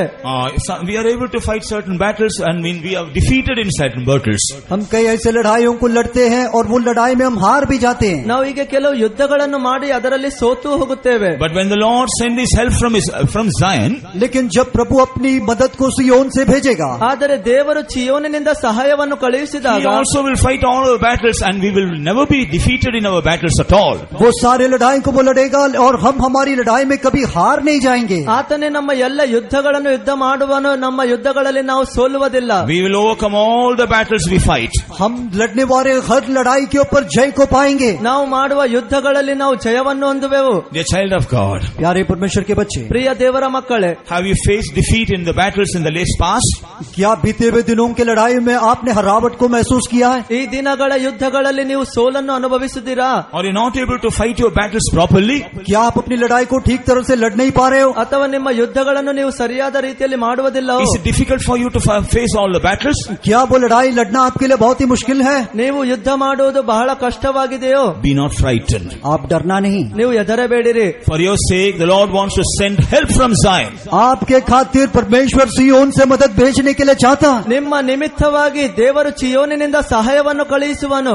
Seek the Lord and receive the help from Zion, and God will fight all your battles. प्रभु को ढूंढो, सिय्योन से मदद को पालो, प्रभु आपकी लड़ाइयों को लड़ेगा। ದೇವರನ್ನು ಹುಡುಕಿರಿ, ಚಿಯೋನಿನಿಂದ ಸಹಾಯವನ್ನು ಪಡೆದುಕೊಳ್ಳಿರಿ, ದೇವರು ಯುದ್ಧವನ್ನು So ಮಾಡುವನು. far you are facing defeats. अभी तक आप हरावट का सामना किया, ಇಷ್ಟರವರೆಗೆ ನೀವು ಸೋಲನ್ನು ಎದುರಿಸಿದಿರಿ. But when the Lord help you, when the Lord fights for you, लेकिन जब प्रभु आपका मदद करेगा, जब प्रभु आपके लिए लड़ेगा, ದೇವರು ನಿಮಗಾಗಿ ಸಹಾಯ ಮಾಡಿ ಯುದ್ಧ ಮಾಡುವಾಗ enemies will be defeated. शत्रु हार जाएंगे, ಶತ್ರುಗಳು ಸೋತು The ಹೋಗುವರು. evil forces that are fighting against you, they will be defeated and confounded. जो दुष्ट शक्ति आपके विरोध में लड़ते हैं वे लोग लज्जित हो जाएंगे, हार जाएंगे। ನಿಮ್ಮ ವಿರುದ್ಧವಾಗಿ ಯುದ್ಧ ಮಾಡುವ ದುಷ್ಟ ಶಕ್ತಿಗಳು ಸೋತು ನಾಚಿಕೆ ಪಡುವವು. God will make you an overcomer. परमेश्वर आपको एक जयवंत होकर बनाएगा। ದೇವರು ನಿಮ್ಮನ್ನು ಜಯಶಾಲಿಗಳಾಗಿ ಮಾರ್ಪಡಿಸುವನು. Praise be to God. प्रभु का स्तुति हो। ದೇವರಿಗೆ ಸ್ತೋತ್ರವಾಗಲಿ. Moreover, if you turn to 67th Psalm and read the 63rd Psalm and read the 7th verse, जब हम 67वें भजन उसके 7वें वचन की ओर आते हैं, 67ನೇ ಕೀರ್ತನೆ 7ನೇ ವಾಕ್ಯದಲ್ಲಿ, 63:7. 63ನೇ ಕೀರ್ತನೆ 7ನೇ ವಾಕ್ಯದಲ್ಲಿ 63 का 60, Here we see what will happen when the Lord send the help for us. जहाँ पर हम देखते हैं कि प्रभु जब हमारे लिए मदद भेजता है तो क्या होगा। ಇಲ್ಲಿ ನಾವು ನೋಡುತ್ತೇವೆ ದೇವರು ನಮಗೆ ಸಹಾಯ ಮಾಡುವಾಗ ಏನಾಗುತ್ತದೆ. What will happen when the people of God receive help from Zion? जब परमेश्वर के लोग सिय्योन से मदद को पाते हैं तो क्या होगा। ದೇವರ ಜನರು ಚಿಯೋನಿನಿಂದ ಸಹಾಯ ಪಡೆಯುವಾಗ ಏನಾಗುತ್ತದೆ. He will help us to be seen always under His wings. हमेशा उसके पंखों के नीचे दिखाई देने के लिए हमको मदद करेगा। ಆತನ ರೆಕ್ಕೆಗಳ ಕೆಳಗೆ ಸುರಕ್ಷಿತವಾಗಿರಬೇಕೆಂದು ನಾವು ನೋಡುತ್ತೇವೆ. When the Lord send forth the help out of Zion, He will draw us all under His wings. जब परमेश्वर सिय्योन से मदद को भेजेगा तो वो हम सबों को उसके पंखों की आड़ में ले लेगा। ದೇವರು ಚಿಯೋನಿನಿಂದ ನಮಗೆ ಸಹಾಯ ಕಳಿಸುವಾಗ ಆತನ ರೆಕ್ಕೆಗಳಲ್ಲಿ ನಮ್ಮನ್ನು ತೆಗೆದುಕೊಳ್ಳುವನು. We need not be afraid of the enemy. हम फिर शत्रु की डरने की जरूरत नहीं। ಈಗ ಶತ್ರುಗಳಿಗೆ ಭಯಪಡುವ We need ಅವಶ್ಯಕತೆ not ಇಲ್ಲ. be afraid of any danger or evil. कोई भी खतरा या बुराई से डरने का जरूरत नहीं, ಯಾವುದೇ ಕೆಟ್ಟತನಕ್ಕೆ ಭಯಪಡುವ ಅವಶ್ಯಕತೆ ಇಲ್ಲ. Because we will be safe and secure under the wings of God. क्योंकि हम परमेश्वर के पंखों के नीचे सुरक्षित और संभाले जाएंगे। ಯಾಕೆಂದರೆ ನಾವು ದೇವರ ರೆಕ್ಕೆಗಳ ಒಳಗೆ ಸುರಕ್ಷಿತವಾಗಿದ್ದೇವೆ. Not only He preserves us from all the harms and dangers of the enemy, हमारे शत्रु के सारे दुष्ट और बुराई और खतरे से बचाता, इतना ही नहीं, ನಮ್ಮ ಶತ್ರುಗಳ ಭಯದಿಂದ ಕೆಟ್ಟತನದಿಂದ ಆತನು ನಮ್ಮನ್ನು ರಕ್ಷಿಸುತ್ತಾನೆ. He ಅಷ್ಟೇ helps us to ಮಾತ್ರವಲ್ಲ, rejoice in Him. और उसमें आनंदित होने के लिए हमको मदद करता, ಆತನಲ್ಲಿ ಸಂತೋಷ ಪಡುವುದಕ್ಕಾಗಿ ನಮಗೆ He ಸಹಾಯ helps us to ಮಾಡುತ್ತಾನೆ. rejoice in Him. उसमें आनंदित होने के लिए हमको मदद करता, ಆತನಲ್ಲಿ ಸಂತೋಷ ಪಡುವುದಕ್ಕಾಗಿ ಸಹಾಯ Yes, to ಮಾಡುತ್ತಾನೆ. fight all our battles and to grant us victory. और हमारी सारी लड़ाइयों को लड़कर हमको जय देगा। ನಮ್ಮ ಎಲ್ಲ ಯುದ್ಧಗಳನ್ನು ಯುದ್ಧ ಮಾಡಿ ನಮಗೆ ಜಯ ಕೊಡುವನು. To hide us under His wings and to preserve us. और हमको उसके पंखों के नीचे संभाल कर वो संभाले रखेगा। ಮತ್ತು ತನ್ನ ರೆಕ್ಕೆಗಳ ಕೆಳಗೆ ಇಟ್ಟು ನಮ್ಮನ್ನು ಸುರಕ್ಷಿತವಾಗಿಡುವನು. And in order to make us rejoice under His wings, He wants to help us from Zion. और उसके पंखों के नीचे हम आनंदित होने के लिए वो हमको सिय्योन से मदद करने के लिए चाहता। ಆತನ ರೆಕ್ಕೆಗಳ ಒಳಗೆ ನಾವು ಆನಂದಿಸುವುದಕ್ಕಾಗಿ ಆತನು ಚಿಯೋನಿನಿಂದ ಸಹಾಯವನ್ನು ಕಳುಹಿಸುತ್ತಾನೆ. Praise be to God. प्रभु का स्तुति हो। ದೇವರಿಗೆ He is ಸ್ತೋತ್ರವಾಗಲಿ. also strengthening us out of Zion. और वो हमको सिय्योन से बलवंत भी करता, ಮತ್ತು ಆತನು ಚಿಯೋನಿನಿಂದ ನಮ್ಮನ್ನು ಬಲಪಡಿಸುತ್ತಾನೆ. He is also sustaining us out of Zion. और हमको वो सिय्योन से संभाल भी लेता है। ಮತ್ತು ಚಿಯೋನಿನಿಂದ ನಮ್ಮನ್ನು ಕಾಪಾಡುತ್ತಾನೆ. So when the Lord strengthens us, when the Lord sustains us, what will happen? जब प्रभु हमको बलवंत करता है या संभाल लेता है तो क्या होगा। ದೇವರು ನಮ್ಮನ್ನು ಕಾಪಾಡುವಾಗ ಬಲಪಡಿಸುವಾಗ ಏನಾಗುತ್ತದೆ. In the 20th Psalm and verse 4, we read the result of it. और वो 20वां भजन के 4थे वचन में उसका नतीजा को हम पढ़ते हैं। 20ನೇ ಕೀರ್ತನೆ 4ನೇ ವಾಕ್ಯದಲ್ಲಿ ಅದರ ಬಗ್ಗೆ ಓದುತ್ತೇವೆ. He will grant all the desires of our heart. वो हमारे हृदय की सारी आग्रह को पूरा करेगा। ಆತನು ನಮ್ಮ ಹೃದಯದ ಎಲ್ಲ ಸಂಕಲ್ಪಗಳನ್ನು ಸಫಲ He ಮಾಡುವನು. will fulfill all our counsels. हमारी सारी युक्तियों को पूरा करेगा। ನಮ್ಮ ಎಲ್ಲ ಇಷ್ಟಗಳನ್ನು ಪೂರ್ತಿ ಮಾಡುವನು. Yes, we have many desires in our heart. हाँ, हमारे हृदय में बहुत सारी आग्रह है। ನಮ್ಮ ಹೃದಯದಲ್ಲಿ ಬಹಳ ಯೋಜನೆಗಳಿವೆ. We are also planning to do many things in our life. हमारे जीवन में हम भी बहुत सारी बातों को करने के लिए चाहते हैं. ನಮ್ಮ ಜೀವನದಲ್ಲಿ ಅನೇಕ ಮಾತುಗಳನ್ನು ಮಾಡಲು ನಾವು ಇಷ್ಟಪಡುತ್ತೇವೆ. But when we try all these things with our human wisdom and human strength, we will have to face the failure. लेकिन जब हमारे मनुष्य की जो बुद्धि और बल के साथ उसको सामना करेंगे तो हम हरावट को ही सामना करेंगे. ನಾವು ಮನುಷ್ಯರ ಬುದ್ಧಿವತ್ತಿಕೆಯಿಂದ ಬಲದಿಂದ ಅದನ್ನು ಎದುರಿಸಬೇಕಾದರೆ ನಾವು ಸೋತು If ಹೋಗುತ್ತೇವೆ. we trust in man and try to do everything, we may also have to be defeated. अगर मनुष्य पर भरोसा करके सब कुछ करने से तभी भी हमको हार जाना पड़ेगा. ನಾವು ಮನುಷ್ಯರ ಮೇಲೆ ಭರವಸೆಯನ್ನು ಇಟ್ಟು ಎಲ್ಲವನ್ನು ಮಾಡಲು ಹೋದಾಗ ಸೋತು ಹೋಗುತ್ತೇವೆ. The people in whom we put our trust may fail us. और जो लोगों के ऊपर हम भरोसा रखते हैं वे लोग हमारी हाथ छोड़ देंगे. ಮತ್ತು ಯಾವ ಮನುಷ್ಯರ ಮೇಲೆ ನಾವು ನಂಬಿಕೆ ಇಡುತ್ತೇವೆ ಅವರು ನಮ್ಮ ಕೈ ಬಿಡುತ್ತಾರೆ. The circumstances in whom we put our trust also may fail us. और जो हालातों में हम हमारी भरोसा कर रखते हैं वो भी हमको शायद हाथ छोड़ देंगे. ಮತ್ತು ಯಾವ ಪರಿಸ್ಥಿತಿಯಲ್ಲಿ ನಾವು ನಂಬಿಕೆ ಇಡುತ್ತೇವೆ ಅವರು ಕೈ ಬಿಡಬಹುದು. But our God will never fail us. लेकिन हमारा प्रभु कभी हमको नहीं छोड़ेगा. ಆದರೆ ನಮ್ಮ ದೇವರು ಎಂದಿಗೂ ನಮ್ಮನ್ನು Our ಬಿಡುವುದಿಲ್ಲ. Jesus will never fail us. हमारा यीशु कभी हमको नहीं छोड़ेगा. ನಮ್ಮ ಯೇಸು ಯಾವಾಗಲೂ ನಮ್ಮನ್ನು ಬಿಡುವುದಿಲ್ಲ. How many of you believe Jesus will never fail us? आप में से कितने लोग विश्वास करते हैं कि यीशु हमको कभी नहीं छोड़ेगा? ಯೇಸು ನನ್ನನ್ನು ಯಾವಾಗಲೂ ಬಿಡುವುದಿಲ್ಲ ಎಂದು ಎಷ್ಟು ಜನ All those who ನಂಬುತ್ತಾರೆ? believe my Jesus will never fail me, lift up your hands and shout hallelujah. आप में से जितने लोग विश्वास करते हैं कि मेरा यीशु कभी हारने नहीं छोड़ेगा ऐसे लोग हालेलुया पुकारिए. ನನ್ನ ಯೇಸು Hallelujah. Yes, he will grant the desires of our heart. हाँ, वो हमारी हृदय की आग्रहों को पूरा करेगा. ಆತನು ನಮ್ಮ ಹೃದಯದ ಇಷ್ಟಗಳನ್ನು ಪೂರ್ತಿ ಮಾಡುವನು. He will fulfill all our counsels. वो हमारी सारी युक्तियों को सफल करेगा. ಆತನು ನಮ್ಮ ಸಂಕಲ್ಪಗಳನ್ನು ಸಫಲ Because ಮಾಡುವನು. our God is strengthening us and sustaining us out of Zion. क्योंकि हमारा परमेश्वर हमको सियोन से बलवंत और संभाल भी लेता है. ಯಾಕೆಂದರೆ ನಮ್ಮ ದೇವರು ಚಿಯೋನಿನಿಂದ ನಮ್ಮನ್ನು ಬಲಪಡಿಸಿ ಕಾಪಾಡುತ್ತಾನೆ. Praise be to God. प्रभु का स्तुति हो. ದೇವರಿಗೆ ಸ್ತೋತ್ರವಾಗಲಿ. Thirdly, if you turn to 50th Psalm and read the second verse. और तीसरा हम जब 50वें भजन उसका दूसरा वचन पढ़ते हैं. ಮೂರನೆಯದಾಗಿ ಕೀರ್ತನೆ 50ನೇ ಅಧ್ಯಾಯದ 2ನೇ ವಾಕ್ಯದಲ್ಲಿ Out of Zion, the perfection of beauty, God had shined. सियोन से जो परम सुंदर है परमेश्वर ने अपना तेज दिखाया है. Praise be to God. प्रभु का स्तुति हो. ದೇವರಿಗೆ ಸ್ತೋತ್ರವಾಗಲಿ. Here, God is shining out of Zion. यहाँ पर परमेश्वर सियोन से चमकता है. ಇಲ್ಲಿ ಚಿಯೋನಿನಲ್ಲಿರುವ ದೇವರು Or ಪ್ರಕಾಶಿಸುತ್ತಾನೆ. God is sending forth His glory out of Zion. परमेश्वर अपनी तेज या महिमा सियोन से भेजता है. ದೇವರು ತನ್ನ ಪ್ರಕಾಶವನ್ನು ಚಿಯೋನಿನಿಂದ For ಕಳುಹಿಸುತ್ತಾನೆ. your sake and for my sake, the Lord is shining out of Zion. आपके लिए मेरे लिए परमेश्वर सियोन से चमक रहा. ನನಗಾಗಿ ನಿಮಗಾಗಿ ದೇವರು ಚಿಯೋನಿನಿಂದ ಪ್ರಕಾಶಿಸುತ್ತಾನೆ. He is sending forth His glory and brightness for us from Zion. वो सियोन से उसकी महिमा और उसकी तेज हमारे लिए भेजता. ಆ ಚಿಯೋನಿನಿಂದ ತನ್ನ ಮಹಿಮೆಯನ್ನು ಪ್ರಕಾಶವನ್ನು ನಮಗಾಗಿ ಕಳುಹಿಸುತ್ತಾನೆ. Thereby we may enjoy many benefits from the Lord. ताकि हम प्रभु की ओर से बहुत सारे भलाइयों को अनुभव करें. ಯಾಕೆಂದರೆ ನಾವು ದೇವರಿಂದ ಅನೇಕ ಉಪಕಾರಗಳನ್ನು But I would ಪಡೆದುಕೊಳ್ಳಬೇಕಾಗಿ like to insist one important blessings we will receive when the Lord send forth His light for us. लेकिन प्रभु जब अपना ज्योति हमारी ओर भेजता है तो एक मुख्य आशीष मैं आपको बताऊंगा जो हम पाएंगे. ದೇವರು ತನ್ನ ಪ್ರಕಾಶವನ್ನು ನಮಗಾಗಿ ಕಳುಹಿಸುವಾಗ ಒಂದು ಆಶೀರ್ವಾದವನ್ನು ನಾವು ಪಡೆದುಕೊಳ್ಳುವುದರ If you ಬಗ್ಗೆ turn to ಹೇಳುತ್ತೇನೆ. 2 Corinthians chapter 4 and read verse 4, जब आप दूसरा कोरिन्थुस के 4 अध्याय के 4 वचन को पढ़ते हैं. 2 ಕೊರಿಂಥಿ 4ನೇ ಅಧ್ಯಾಯ 4ನೇ ವಾಕ್ಯದಲ್ಲಿ here we read the work of the God of this world. यहाँ पर हम पढ़ते हैं कि यह संसार का जगत का सरदार. ಇಲ್ಲಿ ಲೋಕದ ಅಧಿಪತಿಯ ಬಗ್ಗೆ ನಾವು ಓದುತ್ತೇವೆ. What is the God of the world is doing? यह संसार का जगत का सरदार क्या करता है? ಈ ಲೋಕದ ಅಧಿಪತಿ ಏನನ್ನು ಮಾಡುತ್ತಾನೆ? In this verse we read He is blinding the eyes of the people of God. वो परमेश्वर के लोगों की आंखों को अंधा कर देता है. ಆತನು ದೇವರ ಜನರ ಕಣ್ಣನ್ನು ಕುರುಡನ್ನಾಗಿ ಮಾಡುತ್ತಾನೆ. That they may not see the glory of God. ताकि वे लोग परमेश्वर की महिमा को ना देखें. ಅವರು ದೇವರ ಮಹಿಮೆಯನ್ನು ನೋಡಬಾರದೆಂದು. They may not understand the glorious gospel of God, Christ. ताकि वे लोग मसीह का जो तेजोमय सुसमाचार को ना समझे. ಅವರು ದೇವರ ಪ್ರಕಾಶವುಳ್ಳ ಸುವಾರ್ತೆಯನ್ನು ತಿಳಿಯಬಾರದೆಂದು. Praise be to God. प्रभु का स्तुति हो. ದೇವರಿಗೆ ಸ್ತೋತ್ರವಾಗಲಿ. So when this glory is not shining upon us, what will happen?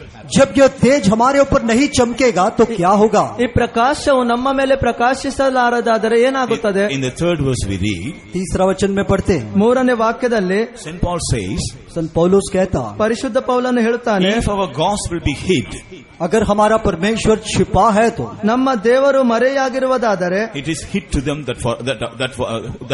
it is hid to them that were lost. जो नष्ट होने वाले लोगों के लिए वो छिपा हुआ है. ಆತನು ನಾಶ ಮಾರ್ಗದಲ್ಲಿರುವವರಿಗೆ ಮರೆಯಾಗಿರುವನು. When we are not aware of the glorious gospel of Christ or God, we are heading towards destruction. जब हम मसीह का वो तेजोमय सुसमाचार या परमेश्वर को नहीं जानते हैं तो उसका अर्थ है कि हम नाश की ओर जा रहे हैं। ನಾವು ದೇವರ ಪ್ರಕಾಶವುಳ್ಳ ಸುವಾರ್ತೆಯನ್ನು ಅರಿಯದಿದ್ದರೆ ಇದರ ಅರ್ಥವು ನಾವು ನಾಶನದ ಮಾರ್ಗದಲ್ಲಿ We see ಹೋಗುತ್ತೇವೆ. there are many Christians in the world, but they don't know this glorious gospel. यह संसार में बहुत सारे मसीह लोग हैं, लेकिन सभी लोग यह तेजोमय सुसमाचार को नहीं जानते। ಈ ಲೋಕದಲ್ಲಿ ಅನೇಕ ಕ್ರೈಸ್ತರಿದ್ದಾರೆ, ಆದರೆ ಈ ಅವರೆಲ್ಲರೂ ಈ ಪ್ರಕಾಶವಾದ ಸುವಾರ್ತೆಯನ್ನು They are ಅರಿಯುವುದಿಲ್ಲ. also Christians, they are also worshiping God, they are also praying to God. वे लोग मसीह लोग हैं, परमेश्वर का उपवास ना करते, प्रभु को प्रार्थना भी करते हैं। ಅವರು ಕ್ರೈಸ್ತರು ದೇವರನ್ನು ಆರಾಧಿಸುತ್ತಾರೆ, ದೇವರಿಂದ ಪ್ರಾರ್ಥಿಸುತ್ತಾರೆ. But the God of this world has blinded their eyes that they may not know the true gospel or the true gospel. लेकिन यह संसार का अधिपति या सरदार ने उनकी आंखों को अंधा कर दिया ताकि वे लोग सच्चे सुसमाचार को ना समझे। ಆದರೆ ಈ ಲೋಕದ ಅಧಿಪತಿ ಅವರ ಕಣ್ಣನ್ನು ಕುರುಡನ್ನಾಗಿ ಮಾಡಿದ್ದಾನೆ, ಯಾಕೆಂದರೆ ಅವರು ಈ ಸುವಾರ್ತೆಯನ್ನು So those who are ಅರಿಯಬಾರದೆಂದು. deceived by the God of this world, even if you go and share this gospel with them, they will not understand it, they will not accept it. इसीलिए जो कोई लोग यह संसार के अधिपति के द्वारा धोखा पाया है, हम उनके पास जाके वचन बताने पर भी वे लोग नहीं समझेंगे, वे लोग इनकार करेंगे। ಅದಕ್ಕಾಗಿ ಲೋಕದ ಅಧಿಪತಿಗೆ ಒಳಗಾಗಿ ಯಾರು ಆತನಿಂದ ಮೋಸವಾಗಿದ್ದಾರೆ, ನಾವು ಸುವಾರ್ತೆಯನ್ನು ಸಾರುವುದಾದರೆ ಅವರು ಕೇಳುವುದಿಲ್ಲ. Even in our family, some of them are not saved. हमारे परिवारों में भी कई लोग उद्धार नहीं पाया। ನಮ್ಮ ಕುಟುಂಬದಲ್ಲಿಯೂ ಕೆಲವರು ರಕ್ಷಣೆ ಹೊಂದಲಿಲ್ಲ. Not willing to come to the church, not willing to accept this truth. वो कलीसिया में आने के लिए तैयार नहीं, ये सत्य को मानने के लिए तैयार नहीं। ಅವರು ಈ ಸನ್ನಿಧಾನದಲ್ಲಿ ಬರುವುದಕ್ಕಾಗಿ ಸಿದ್ಧರಿಲ್ಲ, ಸತ್ಯವನ್ನು ಒಪ್ಪಿಕೊಳ್ಳುವುದಕ್ಕಾಗಿ ಸಿದ್ಧರಿಲ್ಲ. कारण क्या है? ಕಾರಣವೇನು? The brightness or the glory of God is not yet shining upon them. परमेश्वर का वो तेज या महिमा उन पर नहीं चमक रहा। ದೇವರ ಮಹಿಮೆ ಅಥವಾ ಪ್ರಕಾಶವು ಅವರ ಮೇಲೆ But what ಪ್ರಕಾಶಿಸುವುದಿಲ್ಲ. a blessed people we are. लेकिन हम कितने धन्य लोग हैं। ಆದರೆ ನಾವು ಎಷ್ಟು ಧನ್ಯರು. God has shined out of Zion upon us. परमेश्वर सियोन से हमारे ऊपर तेजोमय हुआ। ಚೀಯೋನಿನಿಂದ ದೇವರು ನಮ್ಮ ಮೇಲೆ He ಪ್ರಕಾಶಿಸುತ್ತಾನೆ. has sent forth His light for us. उसने उसकी ज्योति हमारे लिए भेजा। ತನ್ನ ಬೆಳಕನ್ನು ನಮ್ಮ ಮೇಲೆ He ಕಳುಹಿಸಿದ್ದಾನೆ. has sent that glory out of Zion. उसने सियोन से उस महिमा को भेजा। ಆತನು ಚೀಯೋನಿನಿಂದ ತನ್ನ ಮಹಿಮೆಯನ್ನು So He ಕಳುಹಿಸಿದ್ದಾನೆ. opened our eyes from all our blindness. इसलिए हमारे सारे अंधापन से हमारी आंखों को खोल दिया। ಅದಕ್ಕಾಗಿ ನಮ್ಮ ಕುರುಡತನದಿಂದ ನಮ್ಮ ಕಣ್ಣುಗಳನ್ನು We are able ತೆರೆದಿದ್ದಾನೆ. to hear the gospel. हम सुसमाचार को सुन पा रहे हैं ನಾವು ಸುವಾರ್ತೆಯನ್ನು ಕೇಳಬಹುದು. We have the privilege to know the gospel. और सुसमाचार को जानने का सौभाग्य भी है। ಸುವಾರ್ತೆಯನ್ನು ತಿಳಿಯುವ ಸೌಭಾಗ್ಯ ನಮಗೆ ಇದೆ. And we know for sure when we keep all the truths that God is revealing us, we will grow like God, we will be changed like God. और हम यह भी जानते हैं कि प्रभु हमको प्रकट करने वाले सच्चाइयों को हम पालन करके आगे जाने से हम हमारे परमेश्वर के समान, उसके समान बन जाएंगे। ದೇವರು ಪ್ರಕಟಿಸುವ ಸುವಾರ್ತೆಯನ್ನು ಕೇಳಿ ನಾವು ಮುಂದೆ ಸಾಗುವುದಾದರೆ ದೇವರು ಆತನ ಹಾಗೆ ನಮ್ಮನ್ನು ಮಾರ್ಪಡಿಸುವನು. So God is shining out of Zion. इसलिए परमेश्वर सियोन से तेज दिखा रहा। ಅದಕ್ಕಾಗಿ ದೇವರು ಚೀಯೋನಿನಿಂದ ಪ್ರಕಾಶಿಸುತ್ತಾನೆ. Now if you turn to 110th Psalm and read the second verse, जब 110 भजन उसके दूसरे वचन की ओर हम आते हैं, ಕೀರ್ತನೆ 110ನೇ ಅಧ್ಯಾಯ 2ನೇ ವಾಕ್ಯದಲ್ಲಿ, The Lord shall send the rod of thy strength out of Zion, rule thou in the midst of thine enemies. तेरे पराक्रम का राजदंड यहोवा सियोन से बढ़ाएगा, तू अपने शत्रुओं के बीच में शासन कर। praise be to God. प्रभु का स्तुति हो। ದೇವರಿಗೆ Here ಸ್ತೋತ್ರವಾಗಲಿ. the Lord is sending out the rod of strength out of Zion. यहाँ पर परमेश्वर सामर्थ का राजदंड सियोन से भेजता है। ಇಲ್ಲಿ ದೇವರು ರಾಜದಂಡದ ಆಳಿಕೆಯನ್ನು ಸಿಯೋನಿನಿಂದ ಕಳಿಸುತ್ತಾನೆ. This is not a mere rod, this is a rod of His strength. यह साधारण कोई लाठी नहीं बल्कि उसका सामर्थ का राजदंड है। ಇದು ಸಾಧಾರಣವಾದ So ರಾಜದಂಡವಲ್ಲ. the Lord is sending forth the rod of strength out of Zion. इसलिए परमेश्वर वो पराक्रम का राजदंड सियोन से भेजता है। ಅದಕ್ಕಾಗಿ ದೇವರು ಬಲದ ರಾಜದಂಡವನ್ನು ಚಿಯೋನಿನಿಂದ ಕಳುಹಿಸುತ್ತಾನೆ. So what is this rod of strength show? यह सामर्थ का राजदंड क्या दिखाता है? ಈ ಬಲವುಳ್ಳ ರಾಜದಂಡವು ಏನನ್ನು ಸೂಚಿಸುತ್ತದೆ? Power and authority that God gives out of Zion. परमेश्वर जो सियोन से देने वाला प्रभुता और अधिकार को दिखाता है। ಚಿಯೋನಿನಿಂದ ಕೊಡುವ ದೇವರು ಪ್ರಭುತ್ವ ಮತ್ತು ಅಧಿಕಾರ. Jesus gave power to His disciples to forgive others. यीशु अपने 6 लोगों को दूसरों को क्षमा करने का प्रभुता दिया। ದೇವರು ತನ್ನ ಶಿಷ್ಯರಿಗೆ ಬೇರೆಯನ್ನು ಕ್ಷಮಿಸುವ ಪ್ರಭುತ್ವವನ್ನು ಕೊಟ್ಟನು. Jesus gave power to heal all the sick and cast all the demons. सारे बीमारों को चंगा करने के लिए दुष्ट आत्माओं को निकालने का अधिकार उनको दिया।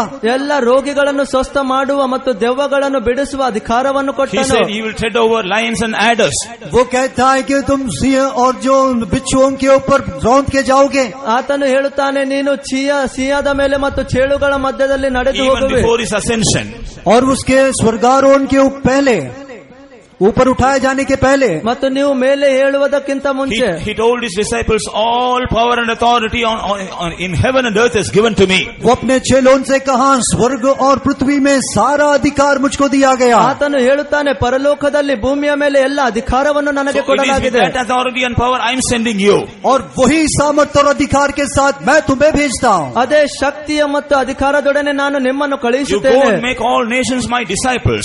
जाकर सारे जातियों को मेरा चेला बनाओ. ಇಡೀ ಲೋಕದಲ್ಲಿ ಹೋಗಿ ಎಲ್ಲರನ್ನು ನನ್ನ ಶಿಷ್ಯರನ್ನಾಗಿ Baptize ಮಾಡು. them in the name of the Father, Son and the Holy Ghost. पिता पुत्र और पवित्र आत्मा के नाम में उनको बपतिस्मा दो. ತಂದೆ ಮಗ ಪರಿಶುದ್ಧಾತ್ಮನ ಹೆಸರಿನಲ್ಲಿ ಅವರಿಗೆ ಬಪ್ತಿಸ್ಮವನ್ನು ಕೊಡು. And teach them and tell them to keep all that I have told you.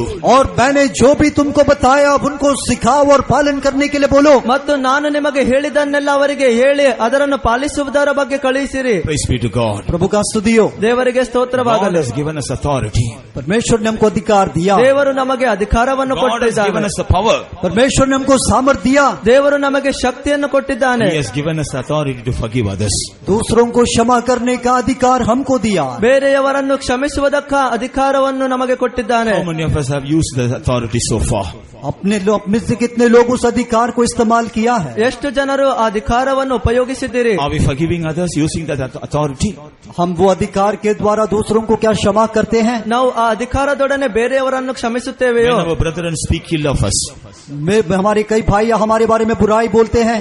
ಕೆಲವರು ನಮ್ಮ ಬಗ್ಗೆ ಕೆಟ್ಟದನ್ನು when ಹೇಳುತ್ತಾರೆ. our brethren when they do something against us, जब हमारे कई भाई लोग हमारे विरोध में जब कुछ करते हैं, ನಮ್ಮ ಸಹೋದರರು ನಮ್ಮ ವಿರುದ್ಧವಾಗಿ ಏನಾದರೂ ಮಾಡಿದರೆ, if any misunderstanding come against our brethren, अगर हमारे भाइयों के बीच में कोई गलतफहमी है तो ನಮ್ಮ ಸಹೋದರರ ಮಧ್ಯದಲ್ಲಿ ಯಾವುದೇ do ಅಜ್ಞಾನವಿದ್ದರೆ, we heap up bitterness and jealousy and hatred in us, or we use this authority and forgive them then and there? क्या हम हमारे अंदर द्वेष, निंदा, ये सब बातों को रखते हैं? नहीं तो क्या हमारे अधिकार को दिखाकर उनको क्षमा करते हैं? ಆಗ ನಮ್ಮ ಒಳಗೆ ಆ ದ್ವೇಷವನ್ನು ನಿಂದೆಗಳನ್ನು ಇಡುತ್ತೇವೆಯೋ ಅಥವಾ ಅಧಿಕಾರದೊಡನೆ ಅವರನ್ನು ಕ್ಷಮಿಸುತ್ತೇವೆಯೋ? If at all, if you are not able to forgive others, what is the reason? अगर आप दूसरों को क्षमा नहीं कर पाते तो उसका कारण क्या है? ನೀವು ಬೇರೆಯವರನ್ನು ಕ್ಷಮಿಸಲಾರದೆ ಹೋದರೆ ಅದರ You are not ಕಾರಣವೇನು? willing to go to Zion.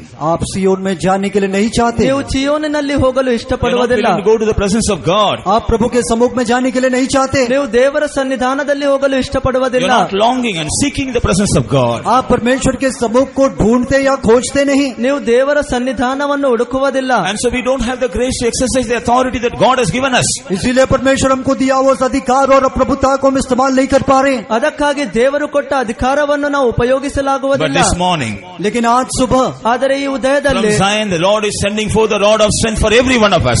सियोन से परमेश्वर और सामर्थ का राजधन हम सबों को भेजता है. ಚಿಯೋನಿನಿಂದ ದೇವರು ಆ ಬಲವುಳ್ಳ ರಾಜದಂಡವನ್ನು Let us believe and receive the authority and power that God has brought for us. और परमेश्वर ने हमारे लिए लाया हुआ उस अधिकार और सामर्थ को हम विश्वास करके पाले. ದೇವರು ನಮಗಾಗಿ ತಂದ ಅಧಿಕಾರವನ್ನು ಶಕ್ತಿಯನ್ನು ನಾವು ನಂಬಿಕೆಯಿಂದ Let us ಪಡೆದುಕೊಳ್ಳೋಣ. forgive others. हम दूसरों को क्षमा करें. ನಾವು ಬೇರೆಯವರನ್ನು ಕ್ಷಮಿಸೋಣ. Let us deliver others through our prayer. हमारे प्रार्थना के द्वारा दूसरों को छुड़ाए. ನಮ್ಮ ಪ್ರಾರ್ಥನೆಯ ಮೂಲಕ ಬೇರೆಯವರನ್ನು ಬಿಡಿಸೋಣ. Through our efforts, let us deliver others. हमारी परिश्रम से दूसरों को छुड़ाए. ನಮ್ಮ ಪ್ರಯತ್ನಗಳಿಂದ ಬೇರೆಯವರನ್ನು ಬಿಡಿಸೋಣ. Through our counsel, let us deliver others. सलाह देकर हम दूसरों को छुड़ाए. ನಾವು ಸಲಹೆಗಳನ್ನು ಕೊಟ್ಟು ಬೇರೆಯವರನ್ನು ಬಿಡಿಸೋಣ. Let us help others. हम दूसरों को मदद करें. ನಾವು ಬೇರೆಯವರನ್ನು ಸಹಾಯ ಮಾಡಿ Let us deliver others from the clutches and the deception of the enemy. वो शत्रु के वो फंदे से और उनके धोखे से दूसरों को छुड़ाए. ಆ ಶತ್ರುಗಳ ಬಂಧನದಿಂದ ನಾವು ಬೇರೆಯವರನ್ನು ಬಿಡಿಸಬೇಕು. Don't wait for the servants of God to come and do everything. हम परमेश्वर के सेवक लोग आकर सब कुछ करने के लिए आप इंतजार नहीं करना. ದೇವರ ಸೇವಕರು ಬಂದು ಎಲ್ಲವನ್ನೂ ಮಾಡುವುದಕ್ಕಾಗಿ ನೀವು If you are ಕಾದುಕೊಂಡಿರಬೇಕು. in Zion, अगर आप सियोन में है तो, ನೀವು ಚಿಯೋನಿನಲ್ಲಿರುವುದಾದರೆ, if you are seen in the presence of God, अगर आप परमेश्वर का सम्मुख में है तो, ನೀವು ದೇವರ ಸನ್ನಿಧಾನದಲ್ಲಿ ಇರುವುದಾದರೆ, if you have an intimate fellowship with God, अगर आपको परमेश्वर के साथ एक नजदीक संबंध है तो, ನಿಮಗೆ ದೇವರೊಡನೆ ಒಂದು ಸಮೀಪವಾದ ಐಕ್ಯತೆ God will ಇರುವುದಾದರೆ, send the rod of strength for you out of Zion. परमेश्वर आपके लिए वो सामर्थ का राजदंड बढ़ाएगा. ದೇವರು ನಿಮಗಾಗಿ ಆ ಬಲವುಳ್ಳ ರಾಜದಂಡನೆಯನ್ನು Praise ಹೊರಡಿಸುವನು. be to God. प्रभु का स्तुति हो. ದೇವರಿಗೆ So when ಸ್ತೋತ್ರವಾಗಲಿ. the Lord sent forth the rod of strength out of Zion, जब परमेश्वर सियोन से वो सामर्थ का राजदंड को बढ़ाता, ದೇವರು ಚಿಯೋನಿನಿಂದ ಆ ಬಲವುಳ್ಳ ರಾಜದಂಡನೆಯನ್ನು in ಕೊಡುವಾಗ the same verse we read, वही वचन में हम पढ़ते हैं, ಅದೇ ವಾಕ್ಯದಲ್ಲಿ ನಾವು ಓದುತ್ತೇವೆ, rule thou in the midst of thine enemies. शत्रुओं के बीच में तू शासन कर. ವೈರಿಗಳ ಮಧ್ಯದಲ್ಲಿ ದೊರೆತನ ಮಾಡುವಿ. So if you receive receive the rod of strength from Zion, enemies will not rule over you. You will rule over the enemies. अगर आप सियोन से वो सामर्थ का राजदंड को पाओगे तो शत्रु आपके ऊपर नहीं बल्कि आप शत्रु के ऊपर राज करोगे। ನೀವು ಚೀಯೋನಿನಿಂದ ಬಲವುಳ್ಳ ರಾಜದಂಡನೆಯನ್ನು ಪಡೆದುಕೊಳ್ಳುವುದಾದರೆ ವೈರಿಗಳು ನಿಮ್ಮ ಮೇಲೆ ರಾಜ್ಯವಾಳುವುದಿಲ್ಲ, ನೀವು ವೈರಿಗಳ When ಮೇಲೆ the rod of strength ರಾಜ್ಯವಾಳುವಿರಿ. is with us, no evil spirit will have its dominion over us. जब वो सामर्थ का राजदंड हमारे साथ है तो कोई भी दुष्ट शक्ति हमारे ऊपर प्रभुता नहीं करेगा। ಆ ಬಲವುಳ್ಳ ರಾಜದಂಡನೆ ನಮ್ಮ ಜೊತೆಗಿರುವುದಾದರೆ ಯಾವುದೇ ದುಷ್ಟ ಶಕ್ತಿ ನಮ್ಮ ಮೇಲೆ No ರಾಜ್ಯವಾಳುವುದಿಲ್ಲ. evil forces will have its dominion over us. कोई भी दुष्ट शक्तियों की हमारे ऊपर प्रभुता नहीं रहेगा। ಯಾವುದೇ ದುಷ್ಟ ಶಕ್ತಿ ನಮ್ಮ ಮೇಲೆ ದೊರೆತನ ಮಾಡುವುದಿಲ್ಲ. No pleasures of sin, pleasures of this world will have dominion over us. पाप का या संसार का कोई भी खुशियां हमारे ऊपर राज नहीं करेगा। ಈ ಲೋಕದ ಯಾವುದೇ ಸಂತೋಷವು ನಮ್ಮ ಮೇಲೆ ರಾಜ್ಯವಾಳುವುದಿಲ್ಲ. No power of darkness will have dominion over us. कोई भी अंधकार का सामर्थ हमारे ऊपर राज नहीं करेगा। ಯಾವುದೇ ಅಂಧಕಾರದ ಶಕ್ತಿಯು ನಮ್ಮ ಮೇಲೆ Yes, ರಾಜ್ಯವಾಳುವುದಿಲ್ಲ. that we may rule over the enemies. God is sending for the rod of strength. हम शत्रुओं के ऊपर राज करने के लिए परमेश्वर वो सियोन से सामर्थ का राजदंड बढ़ाता। ನಾವು ವೈರಿಗಳ ಮೇಲೆ ರಾಜ್ಯವಾಳುವುದಕ್ಕಾಗಿ ದೇವರು ಚಿಯೋನಿನಿಂದ ರಾಜದಂಡವನ್ನು ಕಳಿಸುತ್ತಾನೆ. Praise be to God. प्रभु का स्तुति हो। ದೇವರಿಗೆ ಸ್ತೋತ್ರವಾಗಲಿ. And fifthly, और पांचवा, ಐದನೆಯದಾಗಿ if you turn to Isaiah the 2nd chapter and read the 3rd verse, जब यशायाह उसका दूसरा अध्याय के 3रा वचन पढ़ते हैं, ಏಷಯ 2ನೇ ಅಧ್ಯಾಯ 3ನೇ ವಾಕ್ಯದಲ್ಲಿ, और बहुत देशों के लोग आएंगे और आपस में कहेंगे, आओ हम यहोवा के पर्वत पर चढ़कर याकूब के परमेश्वर के भवन में जाए। तब वह हमको अपने मार्ग सिखाएगा और हम उसके पथों पर चलेंगे, क्योंकि यहोवा की व्यवस्था सिय्योन से और उसका वचन यरूशलेम से निकलेगा। And many people shall go and say, Come ye, and let us go up to the mountain of the Lord, to the house of the God of Jacob, and he will teach us of his ways, and we will walk in his paths. For out of Zion shall go forth the law, and the word of the Lord out from Jerusalem. out of Zion shall go forth the law, सियोन से व्यवस्था निकलेगा ಚಿಯೋನಿನಿಂದ ಧರ್ಮೋಪದೇಶವು ಬರುತ್ತದೆ and the word of the Lord from Jerusalem. और परमेश्वर का वचन यरूशलेम से। ಮತ್ತು ದೇವರ ವಾಕ್ಯವು Yes, ಯೆರೂಸಲೇಮಿನಿಂದ. God is sending forth the law out of Zion. परमेश्वर सियोन से व्यवस्था को भेजता। ದೇವರು ಚಿಯೋನಿನಿಂದ ಧರ್ಮೋಪಶಾಸ್ತ್ರವನ್ನು ಕಳಿಸುತ್ತಾನೆ. What is the law? वो व्यवस्था क्या ಈ है? ಧರ್ಮೋಪದೇಶವೇನು? The law speaks of the mind of God. वो व्यवस्था परमेश्वर का मनसा को दिखाता। ಈ ಧರ್ಮೋಪದೇಶ ದೇವರ ಮನಸ್ಸನ್ನು ತಿಳಿಯಪಡಿಸುತ್ತದೆ. In order to fulfill the purposes that were in the mind of God, God gave some laws to his people.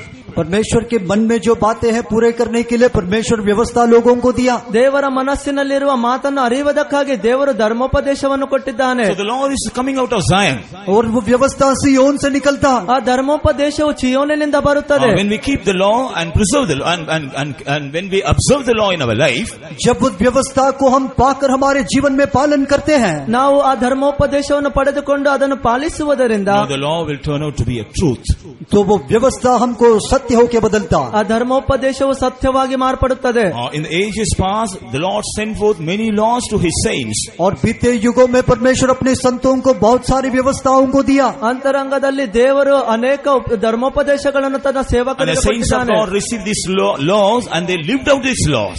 और परमेश्वर के लोग यह व्यवस्था को पाकर भी व्यवस्था पे ही पालन किया। ದೇವರ ಜನರು ಈ ಧರ್ಮೋಪದೇಶವನ್ನು ಪಡೆದುಕೊಂಡು ಅದನ್ನು ಪಾಲಿಸಿದ್ದಾರೆ. Thereby they were able to aware of the truths that were hidden in the mind of God. इसलिए परमेश्वर की मनसा में जो सत्य छुपा हुआ था वे लोग उसको समझ पाए। ಅದಕ್ಕಾಗಿ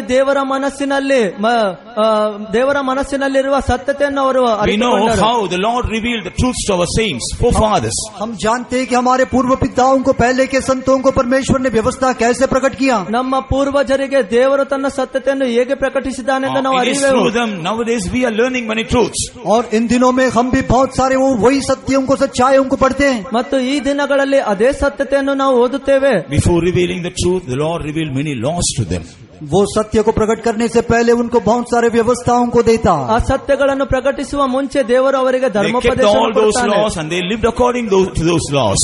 और वे लोग उन सारी व्यवस्था को रखे और उसके अनुसार जीवन बिताए। ಅವರು ಆ ಧರ್ಮೋಪದೇಶದ ಬಗ್ಗೆ ನಡೆಯುತ್ತಾರೆ, ಅದನ್ನು ಪಾಲಿಸುತ್ತಾರೆ. Thereby their life was changed. इसलिए उनका जीवन बदल गया। ಅದಕ್ಕಾಗಿ ಅವರ ಜೀವನವು Their ಮಾರ್ಪಟ್ಟಿತು. eyes were enlightened to know the truth that were hidden in the mind of God. और परमेश्वर की मन में छुपा हुआ सत्य को समझने के लिए उनकी आंखें ज्योतिर्मय हुआ। हुआ। ದೇವರ ಮನಸ್ಸಿನಲ್ಲಿರುವ ಮಾತನ್ನು ಅರಿಯುವುದಕ್ಕಾಗಿ ಅವರ ಕಣ್ಣುಗಳು Praise be to God. ಪ್ರಕಾಶಿಸಿದವು. प्रभु का स्तुति हो। ದೇವರಿಗೆ ಸ್ತೋತ್ರವಾಗಲಿ. So the law is coming out of Zion. व्यवस्था सियोन से निकलता। ಧರ್ಮೋಪದೇಶವು ಚಿಯೋನಿನಿಂದ ಬರುತ್ತದೆ. When the law and the word of the Lord comes out of Zion and Jerusalem, जब वो व्यवस्था और परमेश्वर का वचन सियोन से निकलता और यरूशलेम से निकलता, ಆ ಧರ್ಮೋಪದೇಶವು ದೇವರ ವಾಕ್ಯವು ಚಿಯೋನಿನಿಂದ we ಯೆರೂಸಲೇಮಿನಿಂದ find ಬರುವಾಗ 3 experiences are taking place here. यहाँ पर 3 अनुभव होता। ಇಲ್ಲಿ 3 ಅನುಭವಗಳಿವೆ. Of course, this verse is some experience that we are going to see during the days of 1000 years reign. सचमुच यह जो वचन है 1000 साल के राज्य के बारे में दर्शाता है। ಈ ವಾಕ್ಯವು 1000 ವರ್ಷಗಳ ರಾಜ್ಯದ ಬಗ್ಗೆ ಸೂಚಿಸುತ್ತದೆ. This word will be, this is a prophecy, it will be literally fulfilled during the 1000 years reign. यह वचन जो है अक्षर रीति से 1000 साल के राज्य में पूरा किया जाएगा। ಈ ವಾಕ್ಯವು ಅಕ್ಷರಿಕ ರೀತಿಯಲ್ಲಿ 1000 ವರ್ಷಗಳ ರಾಜ್ಯದಲ್ಲಿ But ಪೂರ್ತಿಯಾಗುವುದು. during this period of grace also the Lord wants to fulfill spiritually in our life.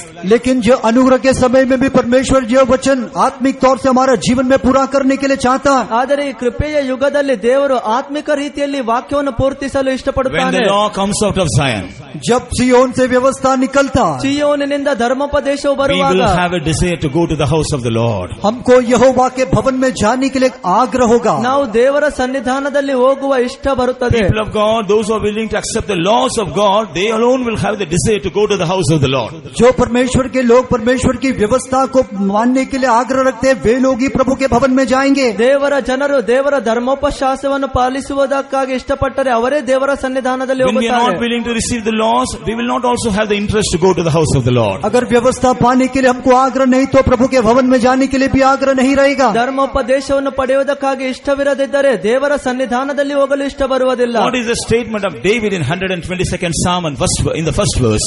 122 भजन उसके पहले वचन में दाऊद क्या कहता? 122ನೇ ಕೀರ್ತನೆ ಅದರ ಮೊದಲನೇ ಅಧ್ಯಾಯದಲ್ಲಿ ದಾವೀದನು When they ಏನು said ಹೇಳ್ತಾನೆ? unto me, let us go to the house of the Lord, जब वे लोग कहे आओ हम प्रभु के भवन में जाएं, ಬನ್ನಿರಿ ನಾವು ದೇವರ ಸನ್ನಿಧಾನದಲ್ಲಿ ಹೋಗಲು ಎಂದು ಹೇಳಿದಾಗ I was disturbed. I was disturbed. मैं व्याकुल हुआ, ನಾನು ಕಳವಳಗೊಂಡೆನು. I felt very bad. मुझे बहुत ही खराब लगा, ನನಗೆ ಬಹಳ I ಕೆಟ್ಟದೆನಿಸಿತು. didn't like it. मुझे पसंद नहीं आया। Is this his statement? क्या उसने ऐसा बोला? ಅವನು ಹೀಗೆ ಹೇಳಿದನು. What does he say? वो क्या कहता है? ಆತನು ಏನ್ ಹೇಳುತ್ತಾನೆ? When they said unto me, let us go to the house of the Lord, I was glad.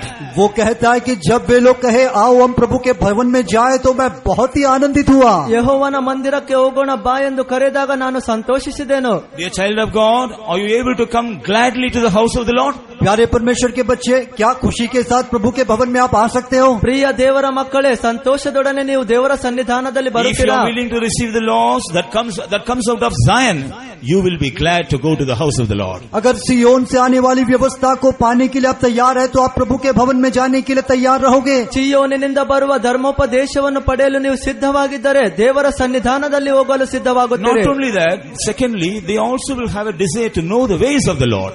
उतना ही नहीं, दूसरा वे लोग प्रभु के मार्गों को समझने का एक आग्रह रखना चाहिए। ಅಷ್ಟೇ ಮಾತ್ರವಲ್ಲ, ಅವರು ದೇವರ ಮಾರ್ಗಗಳನ್ನು ಅರಿತುಕೊಳ್ಳಬೇಕು. Here we see the intention of going to the house of the Lord. यहाँ पर हम देखते हैं कि प्रभु के भवन में जाने की जो आग्रह को पढ़ते हैं, ಇಲ್ಲಿ ನಾವು ದೇವರ ಮಂದಿರಕ್ಕೆ ಹೋಗಲು ಇರುವ ಆಗ್ರಹದ ಬಗ್ಗೆ Here, ಓದುತ್ತೇವೆ. what do the people say? यहाँ लोग क्या कहते हैं? ಇಲ್ಲಿ ಜನರು ಏನ್ ಹೇಳುತ್ತಾರೆ? Come, let us go to the house of the Lord. आओ हम प्रभु के भवन में जाएं, ಬನ್ನಿರಿ ನಾವು ದೇವರ ಮಂದಿರಕ್ಕೆ ಹೋಗೋಣ. Let us go to the mountain of the Lord. आओ हम प्रभु के पहाड़ में जाएं, ಬನ್ನಿರಿ ನಾವು ಯೆಹೋವನ ಪರ್ವತಕ್ಕೆ For ಹೋಗೋಣ.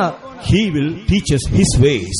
क्योंकि वो हमको उसके मार्ग से बात करेगा। ಯಾಕೆಂದ್ರೆ ಆತನು ತನ್ನ ಮಾರ್ಗಗಳನ್ನು ನಮಗೆ So we will have a ತಿಳಿಯಪಡಿಸುವನು. desire to know the ways of the Lord. प्रभु के मार्गों को समझने के लिए हमारे लिए एक आग्रह होना, ದೇವರ ಮಾರ್ಗಗಳನ್ನು ಅರಿಯುವುದಕ್ಕಾಗಿ We ನಮಗೆ will ಒಂದು have a ಆಗ್ರಹ. longing to learn the ways of the Lord. प्रभु के मार्गों को समझने के लिए बड़ा एक प्यास हमें होगा। ದೇವರ ಮಾರ್ಗವನ್ನು ತಿಳಿದುಕೊಳ್ಳುವುದಕ್ಕಾಗಿ ನಮಗೆ ಒಂದು ದಾಹವಿರಬೇಕು. Thirdly, तीसरा, ಮೂರನೆಯದಾಗಿ the same verse we find, वही वचन में पढ़ते हैं, ಅದೇ ವಾಕ್ಯದಲ್ಲಿ and we will walk in His paths. और हम उसके पथों पर चलेंगे। ನಾವು ಆತನ ಬೋಧನೆಯ ಮೇಲೆ Not ನಡೆಯಬೇಕು. only knowing the ways of the Lord, सिर्फ यहोवा के मार्गों को जानना इतना ही नहीं, ಬರೀ ದೇವರ ಮಾರ್ಗವನ್ನು ಅರಿಯಬೇಕು ಅಷ್ಟೇ willing to ಮಾತ್ರವಲ್ಲ, walk in His ways, और उसके पथों पर हम चलेंगे। ಆತನ ಬೋಧನೆಯ ಮೇಲೆ ನಡೆಯಬೇಕು. willing to walk in His paths.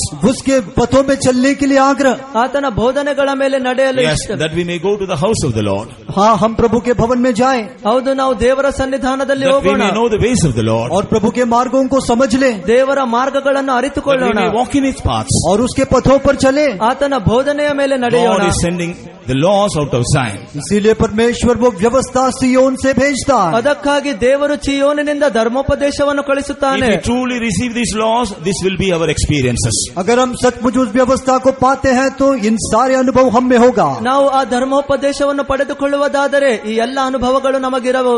Praise be to God. प्रभु का स्तुति हो। ದೇವರಿಗೆ And ಸ್ತೋತ್ರವಾಗಲಿ. if you turn to the book of Joel chapter 3 and read verse 16, अभी हम योएल का पुस्तक उसके 3 अध्याय के 16 वचन को जब पढ़ते हैं, ಯೋएಲ್ 3ನೇ ಅಧ್ಯಾಯ ಅದರ 16ನೇ ವಾಕ್ಯದಲ್ಲಿ और यहोवा सिय्योन से गरजेगा और यरूशलेम से बड़ा शब्द सुनाएगा और आकाश और पृथ्वी थरथराएंगे, परंतु यहोवा अपनी प्रजा के लिए शरण स्थान और इस्राएलियों के लिए गढ़ ठहरेगा।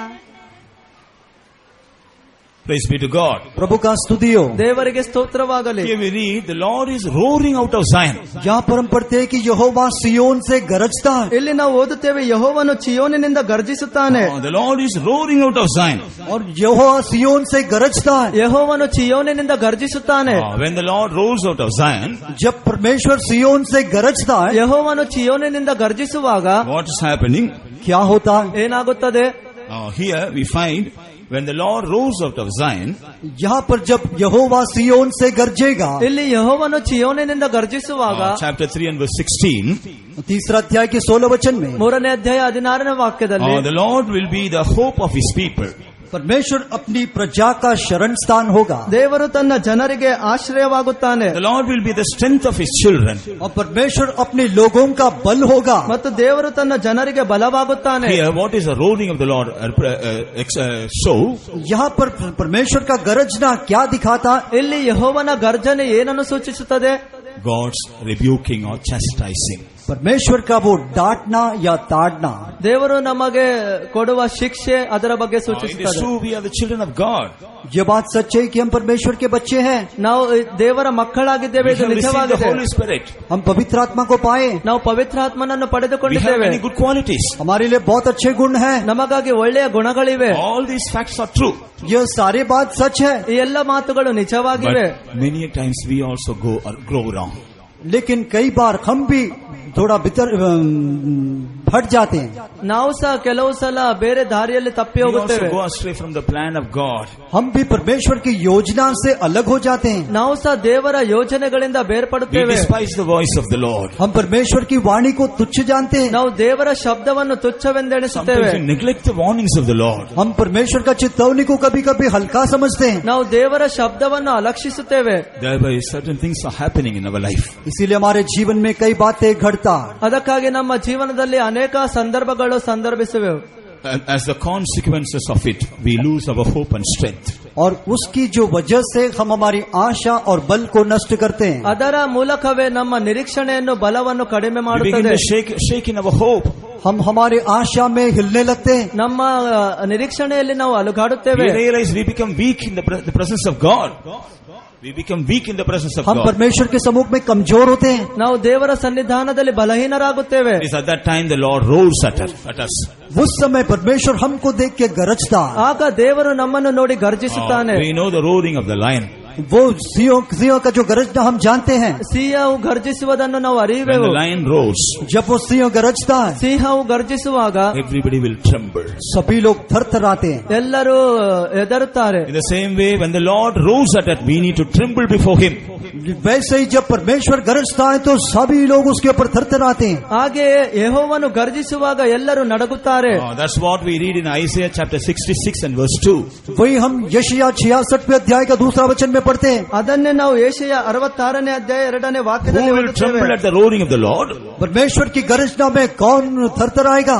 ದೇವರು ಗರ್ಜಿಸುವುದಾದರೆ ಯಾರು ನಡುಗುವರು? Those who humble themselves. जो अपने आप को नम्र करते हैं, ತನ್ನನ್ನು ತಾನು Those who accept their faults. जो अपनी गलतियों को मान लेते हैं। ತಮ್ಮ ತಪ್ಪುಗಳನ್ನು ಒಪ್ಪಿಕೊಳ್ಳುವವರು. Praise be to God. प्रभु का स्तुति हो। ದೇವರಿಗೆ Those who ಸ್ತೋತ್ರವಾಗಲಿ. want to hide their faults, they will not tremble before the roaring of the Lord.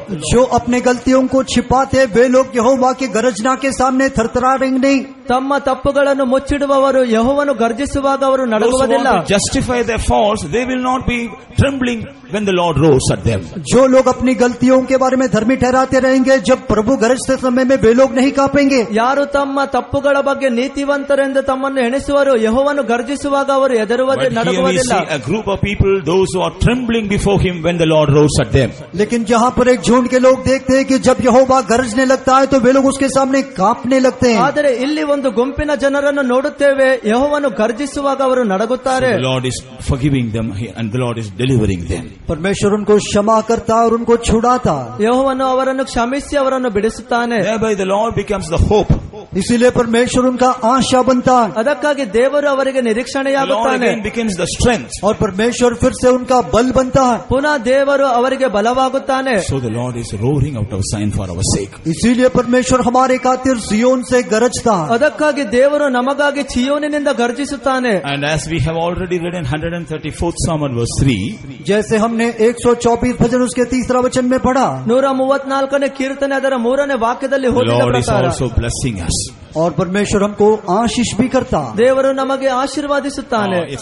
All the other things that we have considered, they all are the part of the blessings of God. हम बाकी जो बातों को देखा वो सब परमेश्वर की आशीष का एक भाग है। ನಾವು ನೋಡಿದ ಎಲ್ಲ ಮಾತುಗಳು ದೇವರ ಆಶೀರ್ವಾದದ ಒಂದು ಭಾಗವಿದೆ. When the Lord blesses us, लेकिन जब प्रभु हमें आशीष करता, ಆದರೆ ದೇವರು ನಮ್ಮನ್ನು ಆಶೀರ್ವಾದಿಸುವಾಗ there are many benefits. I will just point out 2 blessings. बहुत सारे लाभ है, लेकिन मैं सिर्फ 2 बताऊंगा। ಅದರ ಅನೇಕ ಲಾಭಗಳಿವೆ, ನಾನು ಎರಡನ್ನು ಹೇಳುವೆನು. According to Deuteronomy chapter 4, व्यवस्था विवरण उसके 4थे अध्याय के अनुसार, chapter 2 and verse 7, 12वें अध्याय की 17 वचन, ಧರ್ಮೋಪದೇಶ ಕಾಂಡ 12ನೇ ಅಧ್ಯಾಯ 7. 7ನೇ ವಾಕ್ಯ. Here we find when the Lord blesses us, we will lack nothing. यहाँ पर हम देखते हैं कि जब प्रभु हमको आशीष करता है तो हमको कोई भी घटी नहीं रहेगा। ಇಲ್ಲಿ ನಾವು ನೋಡುತ್ತೇವೆ, ದೇವರು ನಮ್ಮನ್ನು ಆಶೀರ್ವಾದಿಸುವಾಗ ನಮಗೆ ಯಾವುದೇ ಕೊರತೆಗಳಿರುವುದಿಲ್ಲ. Out of Zion, the Lord is sending forth various experiences of blessing. और सियोन से परमेश्वर आशीष के बहुत सारे अनुभवों को भेजता है। ಸಿಯೋನಿನಿಂದ ದೇವರು ಅನೇಕ ಆಶೀರ್ವಾದಗಳ ಅನುಭವಗಳನ್ನು ಕಳುಹಿಸುತ್ತಾನೆ. Thereby we will be lacking nothing. इसीलिए हमको कोई भी बात का घटी नहीं होगा। ಅದಕ್ಕಾಗಿ ನಮಗೆ ಯಾವುದೇ ವಸ್ತುಗಳ ಕೊರತೆ ಇಲ್ಲ. And according to Proverbs chapter 10 and verse 22, और नीति वचन 10वें अध्याय के 22 वचन के अनुसार, ಜ್ಞಾನೋಕ್ತಿ 10ನೇ ಅಧ್ಯಾಯ 22ನೇ ವಾಕ್ಯದ ನಿಮಿತ್ತ here what do we read about the blessings of God? यहाँ पर प्रभु का आशीषों के बारे में क्या पढ़ते हैं? ಇಲ್ಲಿ ದೇವರ ಆಶೀರ್ವಾದದ ಬಗ್ಗೆ ಏನನ್ನು ಓದುತ್ತೇವೆ? It maketh us rich. वो हमको धनी बनाता। ಆತನು ನಮ್ಮನ್ನು The ಐಶ್ವರ್ಯವಂತನಾಗಿ blessings of ಮಾಡುತ್ತಾನೆ. the Lord makes us rich. यहोवा की आशीष हमको धनी बनाता। ದೇವರ ಆಶೀರ್ವಾದವು ನಮ್ಮನ್ನು ಧನವಂತರಾಗಿ ಮಾಡುತ್ತದೆ. Not only in the earthly way, वो सिर्फ शारीरिक पृथ्वी की तौर से नहीं, ಅದು ಭೂಮಿಯಿಂದ ಶಾರೀರಿಕವಾಗಿ ಅಲ್ಲ, especially He will make us spiritually rich. और वो हमको आत्मिक तौर से धनी बनाएगा। ಆತನು ಆತ್ಮಿಕವಾಗಿ ನಮ್ಮನ್ನು We ಧನವಂತರನ್ನಾಗಿ will receive ಮಾಡುತ್ತಾನೆ. various riches from God. हम परमेश्वर से बहुत सारे धनों को प्राप्त करेंगे। ನಾವು ದೇವರಿಂದ ಅನೇಕ ಹಣ ಸಂಪತ್ತನ್ನು ಪ್ರಾಪ್ತ ಮಾಡುತ್ತೇವೆ. Riches of faith. वो अनुग्रह का धन, ಅದು ಕೃಪೆಯ Riches of faith. ಸಂಪತ್ತು, विश्वास का धन, ಅದು ನಂಬಿಕೆಯ ಹಣ. Riches of grace. और अनुग्रह का धन, ಅದು ಕೃಪೆಯ ಸಂಪತ್ತು. Riches of His kindness. और उसकी जो दया का धन, ಆತನ ದಯೆಯ ಸಂಪತ್ತು, Riches of His glory. और उसकी महिमा का धन। ಮಹಿಮೆಯ ಸಂಪತ್ತು. So we will receive all the riches of God. हम परमेश्वर के सारे धनों को प्राप्त करेंगे। ನಾವು ದೇವರ ಎಲ್ಲ ಸಂಪತ್ತನ್ನು ಪಡೆದುಕೊಳ್ಳುತ್ತೇವೆ. Again in the same verse we find, और वही वचन में हम पढ़ते हैं, ಅದೇ ವಾಕ್ಯದಲ್ಲಿ ನಾವು ಓದುತ್ತೇವೆ, when we receive the blessings of God, जब हम प्रभु के उस आशीष को पाते हैं, ನಾವು ದೇವರ ಆಶೀರ್ವಾದವನ್ನು ಪಡೆಯುವಾಗ there will be no sorrow in our life. उसके साथ कोई दुख नहीं रहेगा। ಅದರ ಜೊತೆಗೆ ಯಾವುದೇ There will be ದುಃಖವಿರುವುದಿಲ್ಲ. no pain in our life. हमारे जीवन में कोई दर्द नहीं होगा। ನಮ್ಮ ಜೀವನದಲ್ಲಿ ಯಾವುದೇ There ನೋವು will be no ಇರುವುದಿಲ್ಲ. disappointment in our life. हमारे जीवन में कोई निराश नहीं रहेगा। ನಮ್ಮ ಜೀವನದಲ್ಲಿ ಯಾವುದೇ ನಿರಾಶೆ There will ಇರುವುದಿಲ್ಲ. be no discouragement in our life. हमारे जीवन में कोई भी निराशा नहीं होगा। ನಮ್ಮ ಜೀವನದಲ್ಲಿ ಯಾವುದೇ ನಿರಾಶೆ ಇರುವುದಿಲ್ಲ. When the Lord blesses us out of Zion, जब प्रभु हमको सियोन से आशीष करता, ದೇವರು ಚಿಯೋನಿನಿಂದ ನಮ್ಮನ್ನು we will ಆಶೀರ್ವಾದಿಸುವುದಾದರೆ become rich and we will become happy happy people. हम धनवान बनेंगे और आनंद के लोग बनेंगे. ನಾವು ಧನವಂತರಾಗಿ ಸಂತೋಷವುಳ್ಳ ಜನರಾಗುತ್ತೇವೆ. Well, how can the Lord bless us out of Zion? परमेश्वर हमको सियोन से कैसे आशीष कर सकता है? ದೇವರು ಹೇಗೆ ನಮ್ಮನ್ನು ಚೀಯೋನಿನಿಂದ ಆಶೀರ್ವಾದಿಸುತ್ತಾನೆ? Let us turn to 134th Psalm again. और एक बार उस 134 भजन की ओर आए. ಇನ್ನೊಂದು ಸಾರಿ ಕೀರ್ತನೆ 134ನೇ And ಅಧ್ಯಾಯ read first 2 verses. पहले 2 वचनों को पढ़िए. ಮೊದಲನೇ 2ನೇ ವಾಕ್ಯ. हे यहोवा के सब सेवकों, सुनो, तुम जो रात रात को यहोवा के भवन में खड़े रहते हो, यहोवा को धन्य कहो. अपने हाथ पवित्र स्थान में उठाकर यहोवा को धन्य कहो. Behold, bless ye the Lord, all ye servants of the Lord, which by night stand in the house of the Lord. Lift up your hands in the sanctuary and bless the Lord. There are many things mentioned here. यहाँ पर बहुत सारी बातें लिखा है. ಇಲ್ಲಿ ಅನೇಕ ಮಾತುಗಳನ್ನು ಬರೆಯಲಾಗಿದೆ. But today we are going to do one thing. लेकिन आज एक ही बात को करेंगे. ಆದರೆ ಇವತ್ತು ಒಂದೇ ಮಾತನ್ನು ನೋಡೋಣ. I want every one of you to read this verse, the second verse, in your own language. आप सभी लोग अपनी अपनी भाषाओं में वो दूसरा वचन पढ़ने के लिए मैं आग्रह करता हूँ. ಪ್ರತಿಯೊಬ್ಬರು ಆ 2ನೇ ವಾಕ್ಯವನ್ನು ತಮ್ಮ ತಮ್ಮ ಭಾಷೆಗಳಲ್ಲಿ ಓದಬೇಕೆಂದು ಅಪೇಕ್ಷಿಸುತ್ತೇನೆ. Shall we all read? क्या सब हम मिलके उसको पढ़ें? ನಾವೆಲ್ಲರೂ ಕಲಿತು ಓದೋಣ. Come on. Lift up your hands in the sanctuary and bless the Lord. This is what we are going to do at the close of this meeting.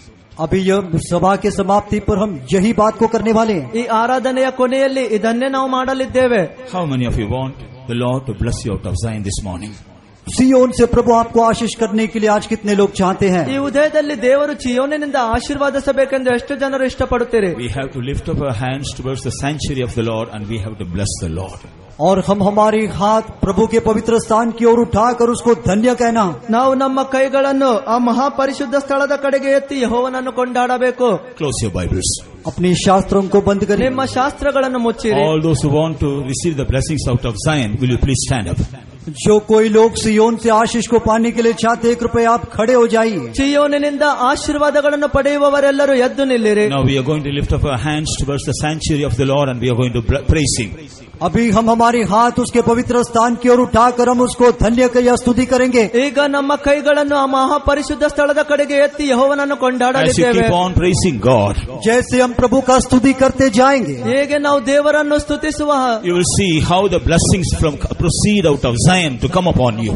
हम देख सकेंगे कि सियोन से निकलने वाली आशीष कैसे हमारे ऊपर उतरता है. ಆಗ ನಾವು ನೋಡುವೆವು ಹೇಗೆ ಚೀಯೋನಿನಿಂದ ಆಶೀರ್ವಾದಗಳು ನಮ್ಮ ಮೇಲೆ ಇಳಿದು ಬರುವವು. With all our heart, with all our mind, with all our soul, we have to praise God. हमारा पूरा हृदय से, पूरा मन से, पूरा प्राण से प्रभु का स्तुति करना. ನಮ್ಮ ಪೂರ್ಣ ಹೃದಯದಿಂದ, ಪೂರ್ಣ ಮನಸ್ಸಿನಿಂದ, ಪೂರ್ಣ ಪ್ರಾಣದಿಂದ ದೇವರನ್ನು ಸ್ತೋತ್ರ ಮಾಡೋಣ. Without fainting, we have to praise God. और थकने बिना प्रभु का स्तुति करना. ನಾವು ಸೋತು ಹೋಗದೆ ದೇವರಿಗೆ ಸ್ತೋತ್ರ With ಮಾಡೋಣ. all our strength, we have to praise God. और हमारी पूरी बल से उसका स्तुति करना. ನಮ್ಮ ಪೂರ್ಣ ಬಲದಿಂದ ದೇವರಿಗೆ ಸ್ತೋತ್ರ ಮಾಡೋಣ. As we praise God, our whole being should praise God. जैसे हम प्रभु का स्तुति करते हैं तो हमारा पूरा देह, आत्मा, शरीर उसको स्तुति करना. ನಾವು ಸ್ತೋತ್ರ ಮಾಡುವ ಹಾಗೆ ನಮ್ಮ ಇಡೀ ದೇಹವು ಆತನನ್ನು ಸ್ತೋತ್ರ Our ಮಾಡಬೇಕು. praising should reveal that we are praising God with all our spirit, soul and body. हमारा स्तुति करना से यह प्रकट होना है कि हम पूरा आत्मा, प्राण, शरीर से प्रभु का स्तुति कर रहे हैं. ನಾವು ಸ್ತೋತ್ರ ಮಾಡುವುದಾದರೆ ಹೀಗೆ ಪ್ರಕಟವಾಗಬೇಕು. ನಮ್ಮ ಇಡೀ ಆತ್ಮ, ಪ್ರಾಣ, ಶರೀರದಿಂದ ಸ್ತೋತ್ರ ಮಾಡುತ್ತೇವೆ. Everybody get ready to praise God. इसलिए प्रभु का स्तुति करने के लिए तैयार हो जाइए. ಅದಕ್ಕಾಗಿ ದೇವರಿಗೆ ಸ್ತೋತ್ರ ಮಾಡಲು ಸಿದ್ಧರಾಗಿರಿ.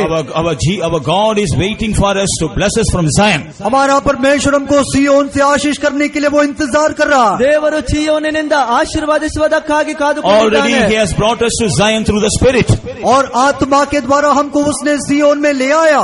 ಆತ್ಮದ ನಿಮಿತ್ತವಾಗಿ ಆತನು ಚೀಯೋನಿನಲ್ಲಿ Our ನಮ್ಮನ್ನು God of ತಂದಿದ್ದಾನೆ. Zion has come in our midst to bless us. हमारा सियोन का परमेश्वर हमारे बीच में हमको आशीष करने के लिए आया है. ಚೀಯೋನಿನಿಂದ ದೇವರು ಆಶೀರ್ವಾದಿಸಲು ನಮ್ಮ ಮಧ್ಯದಲ್ಲಿ Our King of Zion is here to bless us out of Zion. हमारा सियोन का राजा हमको सियोन से आशीष करने के लिए आया ಆ है. ಚೀಯೋನಿನ ಅರಸನು ನಮ್ಮನ್ನು ಆಶೀರ್ವಾದಿಸಲು ಬಂದಿದ್ದಾನೆ. If you are blessed out of Zion this morning, your life will be completely changed. अगर आज सुबह आप सियोन से आशीष पाते हैं तो आपका जीवन पूरा बदल जाएगा. ಈ ಉದಯದಲ್ಲಿ ಚೀಯೋನಿನಿಂದ ನೀವು ಆಶೀರ್ವಾದಿಸುವುದಾದರೆ ನಿಮ್ಮ ಜೀವನ He will put an end to all your Zion tears. वो आपके सारे आंसू और लंबी सांस को हटा देगा. ಆತನು ನಿಮ್ಮ ಎಲ್ಲ ಕಣ್ಣೀರನ್ನು ಒರೆಸುವನು. In a miraculous way, He will deliver you from all your bindings. और अद्भुत रीति से आपको सारे बंधुआई से छुड़ाएगा. ಆಶ್ಚರ್ಯದೊಡನೆ ನಿಮ್ಮ ಎಲ್ಲ ಬಂಧನಗಳಿಂದ ನಿಮ್ಮನ್ನು ಬಿಡಿಸುವನು. You are going to experience a glorious liberty now. अभी आप वो तेजोमय छुटकारा को अनुभव करोगे. ಒಂದು ಮಹಿಮೆಯುಳ್ಳ ಬಿಡುಗಡೆಯನ್ನು ನೀವು ಹೊಂದುವಿರಿ. Shall we all begin to praise Him? क्या हम मिलकर प्रभु का स्तुति करें? ನಾವೆಲ್ಲರೂ ಕಲಿತು ದೇವರಿಗೆ ಸ್ತೋತ್ರ ಮಾಡೋಣ. As we keep on praising God, our God of Zion will start to bless us. जैसे हम प्रभु का स्तुति करते जाएंगे, हमारा सियोन का परमेश्वर हमको आशीष करने लगेगा. ನಾವು ಹೇಗೆ ಸ್ತೋತ್ರ ಮಾಡಲು ಪ್ರಾರಂಭಿಸುತ್ತೇವೆ, ಚೀಯೋನಿನಲ್ಲಿರುವ ದೇವರು ನಮಗೆ Everybody, ಆಶೀರ್ವಾದ. whether great or small, सभी लोग छोटे बड़े, ಚಿಕ್ಕವರು ದೊಡ್ಡವರು ಎಲ್ಲರೂ, whether new believers or old believers, पुराने विश्वासी या नए विश्वासी, ಹೊಸ ವಿಶ್ವಾಸಿಗಳು ಮತ್ತು ಹಳೆಯ whether young ವಿಶ್ವಾಸಿಗಳು, or old, शायद जवान या बूढ़ा, ಯೌವನಸ್ಥರು ಮತ್ತು whether ಪ್ರಾಯಸ್ಥರು, brothers or sisters, चाहे भाई या बहन, ಸಹೋದರರು ಸಹೋದರಿಯರು, whether servants of God or believers, चाहे परमेश्वर के सेवक लोग या विश्वासी लोग, ದೈವ ಸೇವಕರು ವಿಶ್ವಾಸಿಗಳು, everybody lift up your hands and let us begin to सर्वशक्तिमान प्यारे खुदा, हम तुम तेरी स्तुति और धन्यवाद करते हुए जी इस पवित्र दिन का सुबह का समय तेरी उपासना आत्मा और सच्चाई में करने के लिए तेरे समूह में तूने हमको इकट्ठा किया, इसलिए स्तुति और धन्यवाद करते. पिछले दिनों में तू हमारे साथ रहते हुए अद्भुत रीति से हमको चलाया, संभाला, रखवाली किया, इसलिए स्तुति और धन्यवाद करते. आज सुबह का हमारा संरोध सेवा भी तूने बहुत डाकर चलाया, इसलिए हम धन्यवाद करते हुए जी. हमारे मीटिंग के शुरू से लेकर आखिरी तक तेरे पवित्र समूह देखकर तुम हमको आशीष कर रहे थे, इसलिए हम धन्यवाद करते हुए जी. आज भी तेरे हजूरी में आकर गीतों का गाकर आत्मा में मगन हो जाने के लिए, अभिषेक को नया करने के लिए तूने उनको मदद किया, इसलिए स्तुति और धन्यवाद करते. आत्मा से तेरी मनसा को तो हमारे बीच में प्रकट करके दिया, इसलिए स्तुति और धन्यवाद करते हुए जी. अगर तुम विश्वास करने से प्रभु की महिमा को देखोगे, तुमसे बातें किया, इसलिए हम धन्यवाद करते हुए जी. सबसे पहले मैं विश्वास के साथ तेरे हजूरी में बैठने के लिए, आज तेरी महिमा को देखने के लिए तुमको मदद किया, इसलिए स्तुति और धन्यवाद करते हुए जी. जीवित गवाही बनने के लिए तेरे बच्चों को तूने अनुग्रह दिया, इसलिए हम धन्यवाद करते. गवाही के द्वारा जो जो बात उनके जीवन ने आग्रह करते हुए प्रार्थना के लिए विनती किया है, हर एक बातों को तो पूरा करने के लिए विनती करते हैं. खास करके हमारा बच्चा लोग जो पास हो गया है, आगे के भविष्य की पढ़ाई के लिए उन्होंने विनती किया है प्रभु जी. हर एक बच्चे प्रभु जी उनका आग्रह के अनुसार परमेश्वर पूरा करके देने के लिए विनती करते.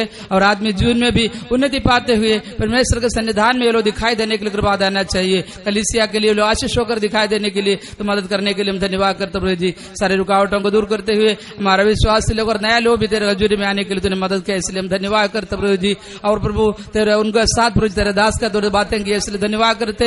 उनके उसके लिए उनको बलवंत किया, नए विशेष से भर दिया, इसलिए स्तुति और धन्यवाद करते हुए जी. आकाश और पृथ्वी को बनाए हुए परमेश्वर सियोन से हमको आशीष करने के लिए आज सुबह का समय सियोन में लेकर आया, इसलिए स्तुति और धन्यवाद करते हुए जी. सियोन को आज निवास करने के लिए, सियोन में निवास करने के लिए तो आग्रह करते हुए जी आज सुबह का समय प्रभु जी सियोन से जो जो आशीष हम प्राप्त कर सकते हैं करते प्रभु जी तुमसे बातें किया, इसलिए स्तुति और धन्यवाद करते हुए जी. तेरी महिमा में यीशु समाचार मसीह को हमको देते हुए प्रभु जी इस सारे आत्मीय आशीषों का अनुभव करने के लिए तूने हमको अनुग्रह दिया, इसलिए स्तुति और धन्यवाद करते प्रभु जी. सच्चाई को तेरे संतों के द्वारा तूने हमको प्रकट करके दे दिया, इसलिए स्तुति और धन्यवाद करते प्रभु जी. सुना वचन के अनुसार सच्चाई में हम बने रहते हुए प्रभु जी सियोन से सारे आशीषों के दिनों में हमारे जीवन में अनुभव करने के लिए प्रभु हमको कृपा देने के लिए हम प्रार्थना करते. हमारे शत्रु के सामने हम लोग उनको ऊपर जय प्राप्त करने के लिए और प्रभुता करने के लिए तूने हमको दिया हुआ उस अधिकार, दूसरों को हम लोग क्षमा करने के लिए, दूसरों को मदद करने के लिए प्रभु जी, दूसरों को सहायता करते हुए प्रभु जी तेरे नाम की महिमा करने के लिए प्रभु हमको